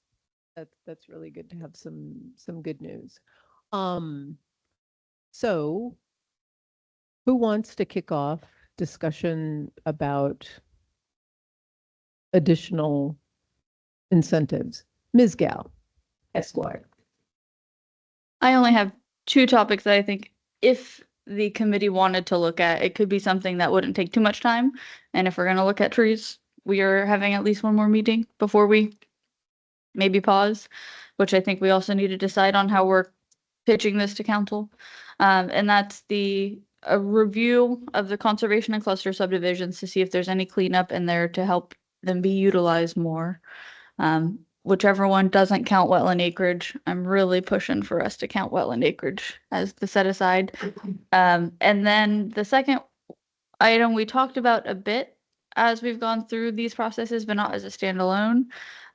But whether we look at anything that contemplates a voluntary transfer of development rights program to preserve floodplain, ag lands, environmentally sensitive features, and cluster development where there are services to support it.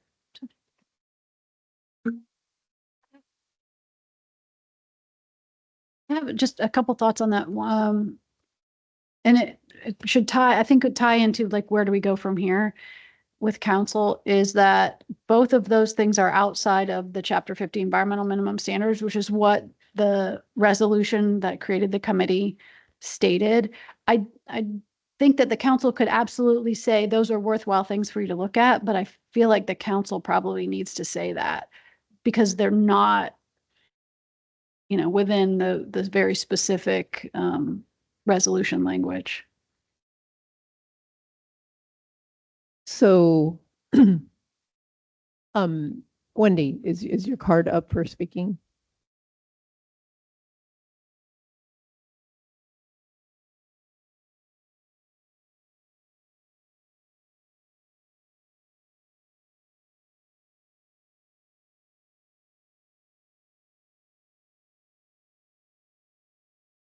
That is a PUD. It is a PUD. Yep. Okay.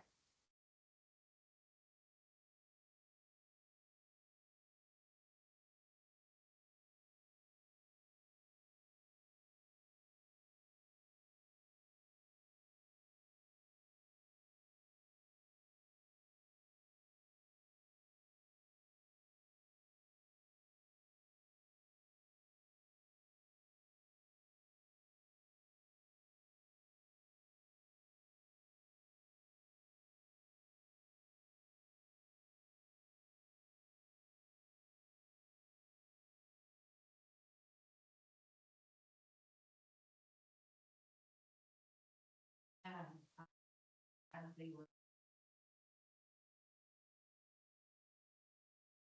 benefit. I can tell. You know, after they. Yeah. But they took. They took the.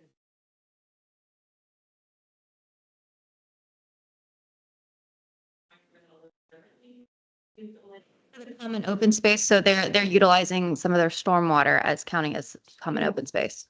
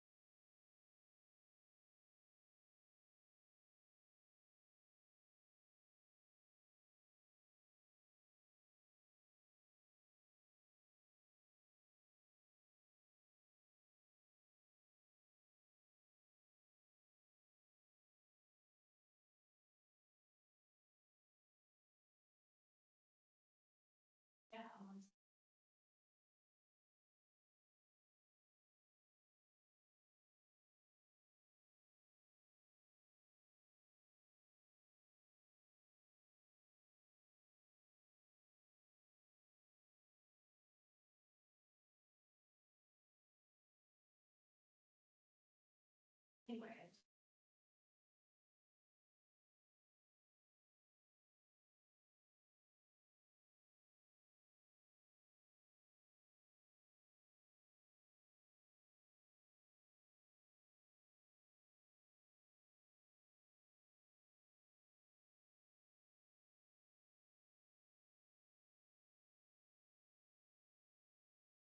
John, me, Bill. I want to support that, the notion of demonstration of the value. I started a master's of real estate program and to my great amazement, discovered that developers are conservative. They don't want to change a thing. I mean, they know how they made money last time and they're going to do it this time. And if you try and tell them, And if you go back to some of the smart growth, I mean, that's what smart growth discovered. Form-based codes discovered. You have to demonstrate its economic value. So I think if this one comes out, somehow it needs to be promoted, marketed. I think that's that's kind of along what I was going to say too. I get very interested in how these things are going to be marketed. The back when I met Jessica, Bill, and Tyler at a V-Card meeting a couple of years ago, I had done some research and had found out about a development over in Orange County called Sunbridge, and they had been denied their cup limit as they wanted it. And rather than say we give up, they said, well, how do we turn this into something positive? And came up with this idea of a naturehood. And I don't know, I have not been to see it. I would like to know if they're delivering on what they said they would deliver on. And they're, I also, that was the closest example I could find in Florida. I found many other examples of low impact development or low impact development and how it could be marketed, because that's something I'm very familiar with, and it's very important. You know, if people have an idea that the landscaping that they want to buy should look like Bali, should look like much of what goes on, they need to be told why actual real Florida landscaping could be a point of pride for them. Bill. So who would do a study like that? Somebody, Stetson?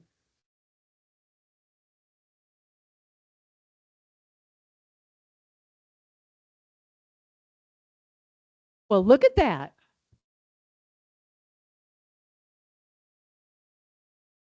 Okay. Back to go. Sorry, it's hiding by my laptop. On Sunbridge, it is beautiful. They did the native plant conference there a few years ago, and it is great. And I think that was only a first phase. I will caution, similar to this county, Sunbridge had a lot of incentives. It had state land grants, it had county incentives. So when you look at that as an example of why doesn't every developer do that, it's because not every developer is given millions and millions of dollars to do that. We get an example. Correct, We of what invest you in can that, base get an on. example. Right, exactly.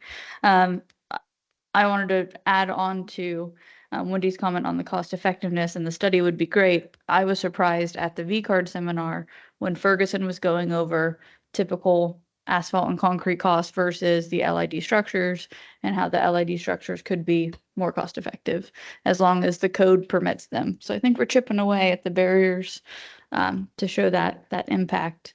I also wanted to see if we are ready to consider what we want to propose to council as Yes. next steps. I think maybe. My thoughts to start the discussion, or we've talked about coming back to discuss trees. I would like to hear the team's thoughts on the two topics I brought up to see if council would direct us to look at those as a wrap up. And then I would suggest that we ask them to toll this board and our terms until such time that we are authorized to move forward under Senate Bill 180. Yes. Any discussion? Jack?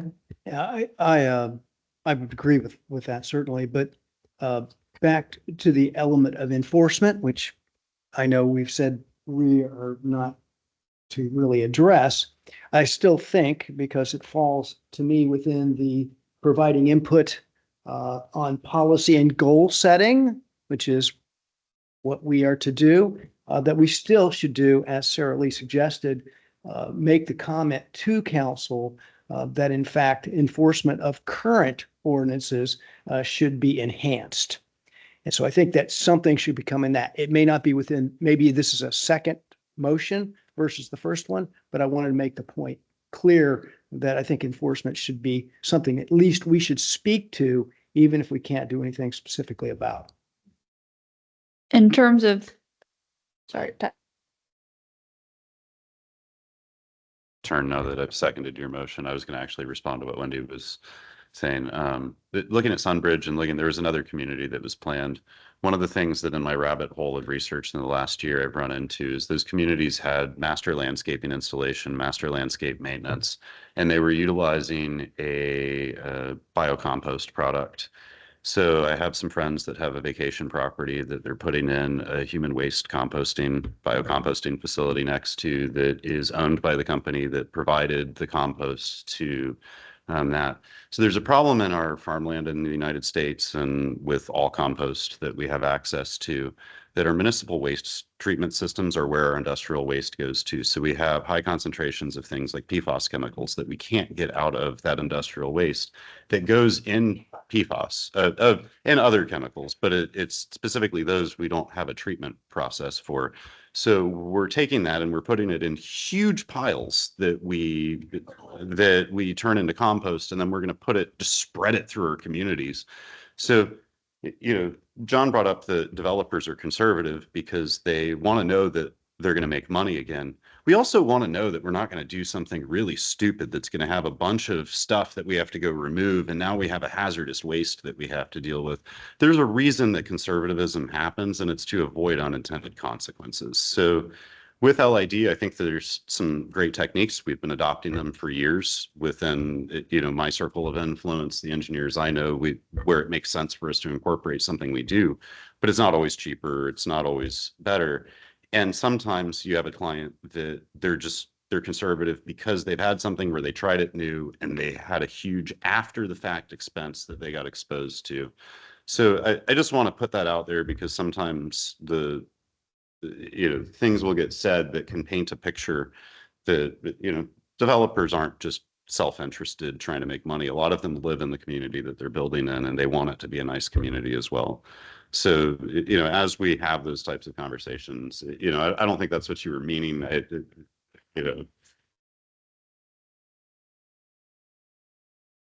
Yeah, I think that we do have some challenges with how we spread pollutants as a result of that. And I think that it's something that we're going to continue to see unintended consequences. As we try new ideas, we're going to find that they do things that we don't always like. And so I have from the beginning been a fan of prescriptive code and minimalism as what we tried to push. Now that we've been kind of neutered on being able to do most of those types of things, I think that it's just, it should be good for everybody to have in their mind that we don't want to move faster than we have the knowledge of what we're doing. And my hesitance with LID has always been that it's being promoted by the people that are selling it. The people selling the compost, the people selling the plants, the people trimming the plants, the people, it's Ferguson Water Products as a main sponsor. They have a lot of great technologies that they sell, but they also are profiting from it. And so I have always been of the opinion that we should have a level of skepticism and be doing our research about what is actually going to occur before we buy into what's being presented. And I will note I had an employee that went to the V-Card presentation. He said it was wonderful. So, not that anything that's happening is wrong. I don't want to sound like I'm speaking against it, but. Agreed there. You never know 5-10 years down the line how it looks, and we'd want that before we require it. I was going to answer Jack's point, which is I think depending on how staff sees this presentation to council going on the current status and work plan and suggestion, whether it's a staff presentation or our wonderful chair gets to do it. I think that we could focus on, she's like, what?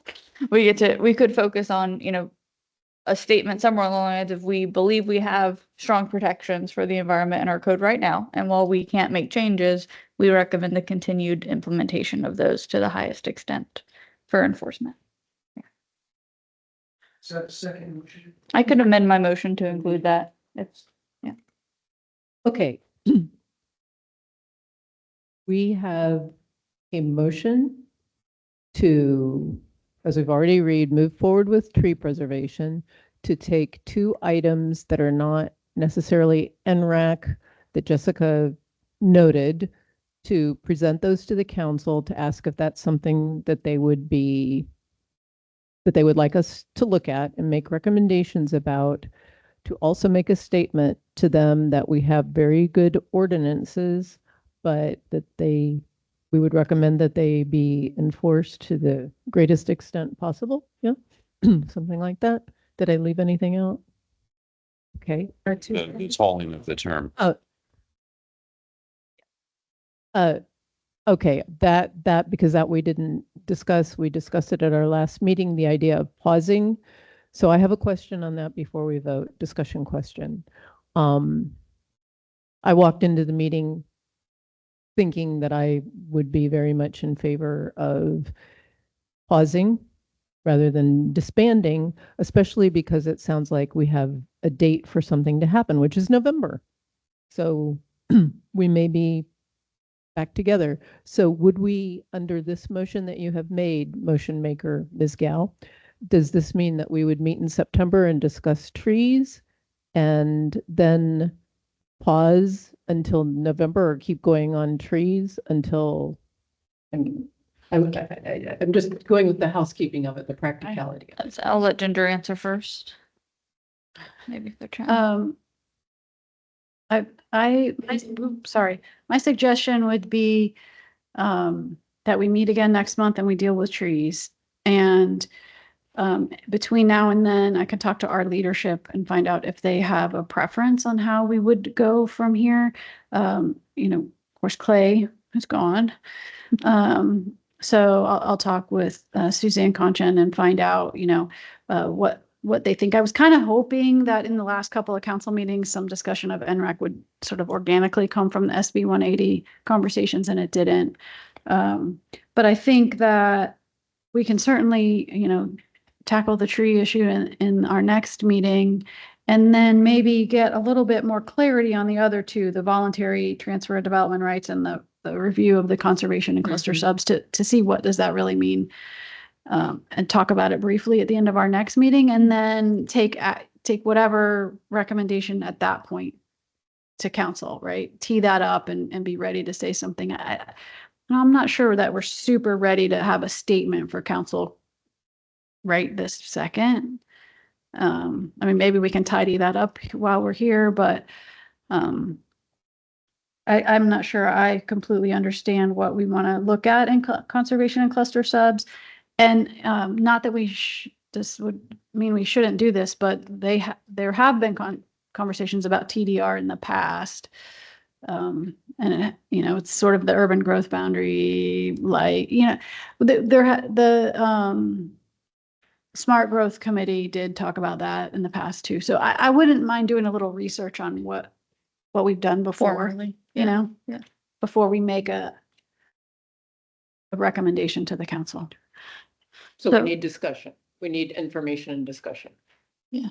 And I think with that insight to try to answer your question, I like that program of work if the team does. Maybe I'm going to say, if we can mandate ourselves that the next meeting we finish trees, no more, just one, just the next meeting on trees. Yeah.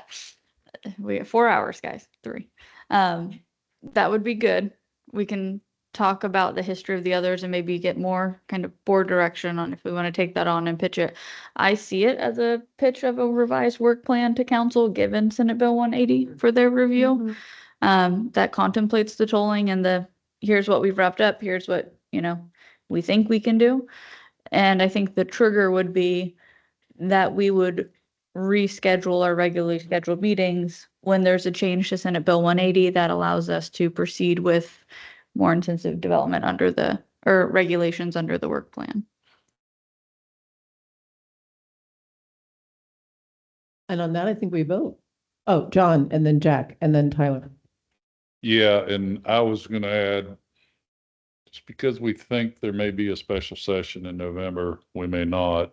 And even if we do, we won't meet until the results of that December or even the first of the year. So don't hang your hat on November meeting. But the other thing too, tree ordinances, if we revisit that at our next meeting, which sounds like we are, can we go back through just to make sure whatever we've advised or not changed, but consider changing, make sure it doesn't conflict with 180 as well?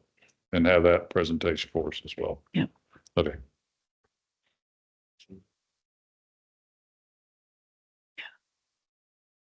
That's easy. My question is a simple one. It concerns management and Clay's departure. And so do we have a replacement or what is the situation there? A replacement has been chosen, but not announced. So we don't know who the person is publicly or officially at all. It's not Keith. It's not an internal candidate. It's not somebody that's already here at the county. And I can't remember if I think they probably won't start until the end of September or the beginning of October. Right. In the interim, Carol McFarlane, who's our Planning and Development Services Director, is the interim growth director. Yeah. Tyler. So I think my thoughts are that realistically, we have a meeting next month. We get through trees. And then there's nothing that we have as a committee that we think we can talk about unless council releases additional purpose for our committee. And we're asking to tentatively cancel October moving forward until something changes, right? That's what the motion that we're about to vote on. Okay. Just wanted to make sure that that was clear. And I just want to make sure that I'm clear that we're talking about pausing so that our terms don't run out, because that was a grave concern that we talked about. Okay, good. Thank you. So any further discussion? All right, all those in favor of meeting in September, trees, and sending our questions to council and probably not meeting again until we can actually changes? All those in favor? Aye. Anybody opposed? Can I throw a wrench in the works? Oh, golly. So we have 45 minutes left. We could talk about trees. Oh. Okay. Okay. Well, You don't realize that everybody thought this meeting was going to be 15 minutes today. we have one sticking point with what we proposed, and it's specimen trees. We're not changing anything else other than what's on the pages that we provided. And the only issue that we've uncovered through that is the specimen trees. So you have the opportunity now. We can do another meeting about it later, or you can discuss the one sticking point.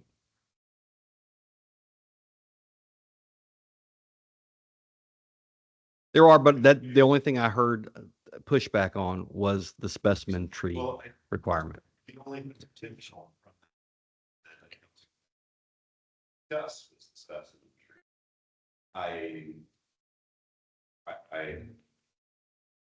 So the committee already voted on the reorder to make the code flow better.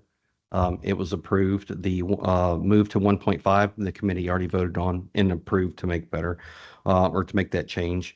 The only thing that's in here is the waiver to the 20%, which I don't think anybody has an issue with. The modify the specimen tree requirements, and the modifying of the minimum standards. So if you have a 5-acre ag lot and you're building a house on it, do you think you should have to plant one tree per 2,500 square foot lot space for the entire 5 acres? Or do you think they should just have to plant one tree per 2,500 acres for the project area? I don't think anybody would be opposed to that. So that leaves the one issue, which is the specimen trees.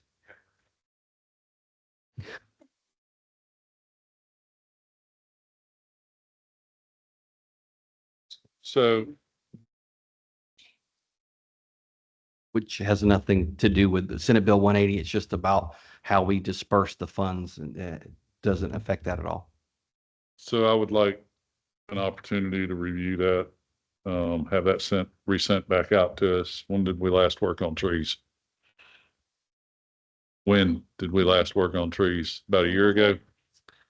I think we've Yeah. discussed it every meeting we've had. Let me ask it another way. How hard would it be to bring all of us, not Tyler, up to speed on what the specimen tree sticking point is? Could that be done right now in these 45 minutes? Or I'm hearing from John that he wants to revisit, so he has a good grasp of that issue. Well, not only that issue, but everything in that tree ordinance that I need to refresh my memory before we go back and Okay. say we approve everything. Yeah, because we can't. That's it. The only thing that's on this presentation right there. That's it. Yeah. Everything else would run afoul of 180. But we could, here's what we can do. We can give we've gone away from the sort of strike through and underline format. But maybe the easiest way to do this is to go back to that because we did the reordering. And we could give you what a tree ordinance would look like that would comply with SB 180 based on the things you've already voted on. And anything then that you want to discuss or might be controversial, like the specimen trees, we could talk about that. We could provide that prior to the meeting. Wouldn't necessarily have to take a lot of discussion at the next meeting if everybody's brain is tired Okay. today. May I add one? I know we voted on a lot of things. And I know I was under the assumption we voted on a lot of these things to put it in the whole tree ordinance package. And then we were coming back to vote on the whole package. Maybe I'm wrong, but that's what I was under the assumption is that, okay, we're going to add this line to it, but we haven't seen the final version to vote on the full final version. In my opinion, that's what I thought we were doing. Okay. Maybe I'm wrong. But the final version that you can approve now is different than what you already voted on, because some of the things that we talked about and voted on would not be okay now based on SB 180. So the universe of things you can make decisions about got a lot smaller, but absolutely we can bring that back. Here's the work you already did. Here are the things you can't do anymore. Did council approve the changes we? No. We never finished. So then We did how- not finish So then trees. how can just because of timeline, we preempt 180? Is that what you're For saying? instance, if any of the things we talked about would be more burdensome, either in process or then now we can no longer consider those. So one of the things we talked about is the tree preservation area. Should the tree preservation area percentage increase if you're in the Norma area or in the eco, Right. the very, more sensitive parts of the county? You couldn't even consider that now because that would be more burdensome. So But how could that be exempt from 180 if council hasn't approved it? It's not, we never got there. We just never got there. Okay. Yeah, that's what Wait. they're saying is this is all that's left. Yeah. This is everything. Of all the work we did, that's all that is left. that Yeah. We can have a say so about. I got you. If this, Okay. whatever gets approved on this, we will change the ordinance and then you can see it. Okay. Fair enough. I think it's important to have Bob here because his head is into the tree ordinance more than anybody's in this group. So I would like to wait for him to be able to tie in. And then second of all, we had a exemption or something about right of ways with historics that also could stay in because that is yeah. But things like the look back period, that'll go away. Our proposed look back period change, that'll go away, right? Yeah.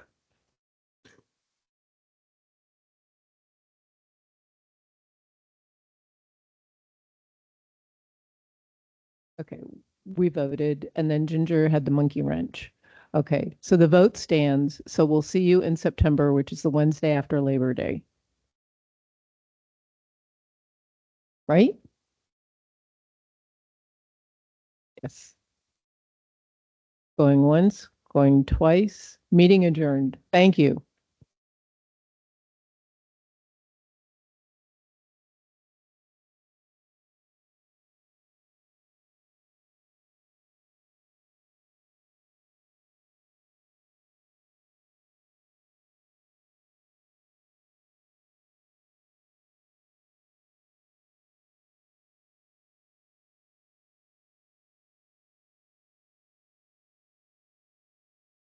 You know what? If I read it twice today, I'm still mixing it up with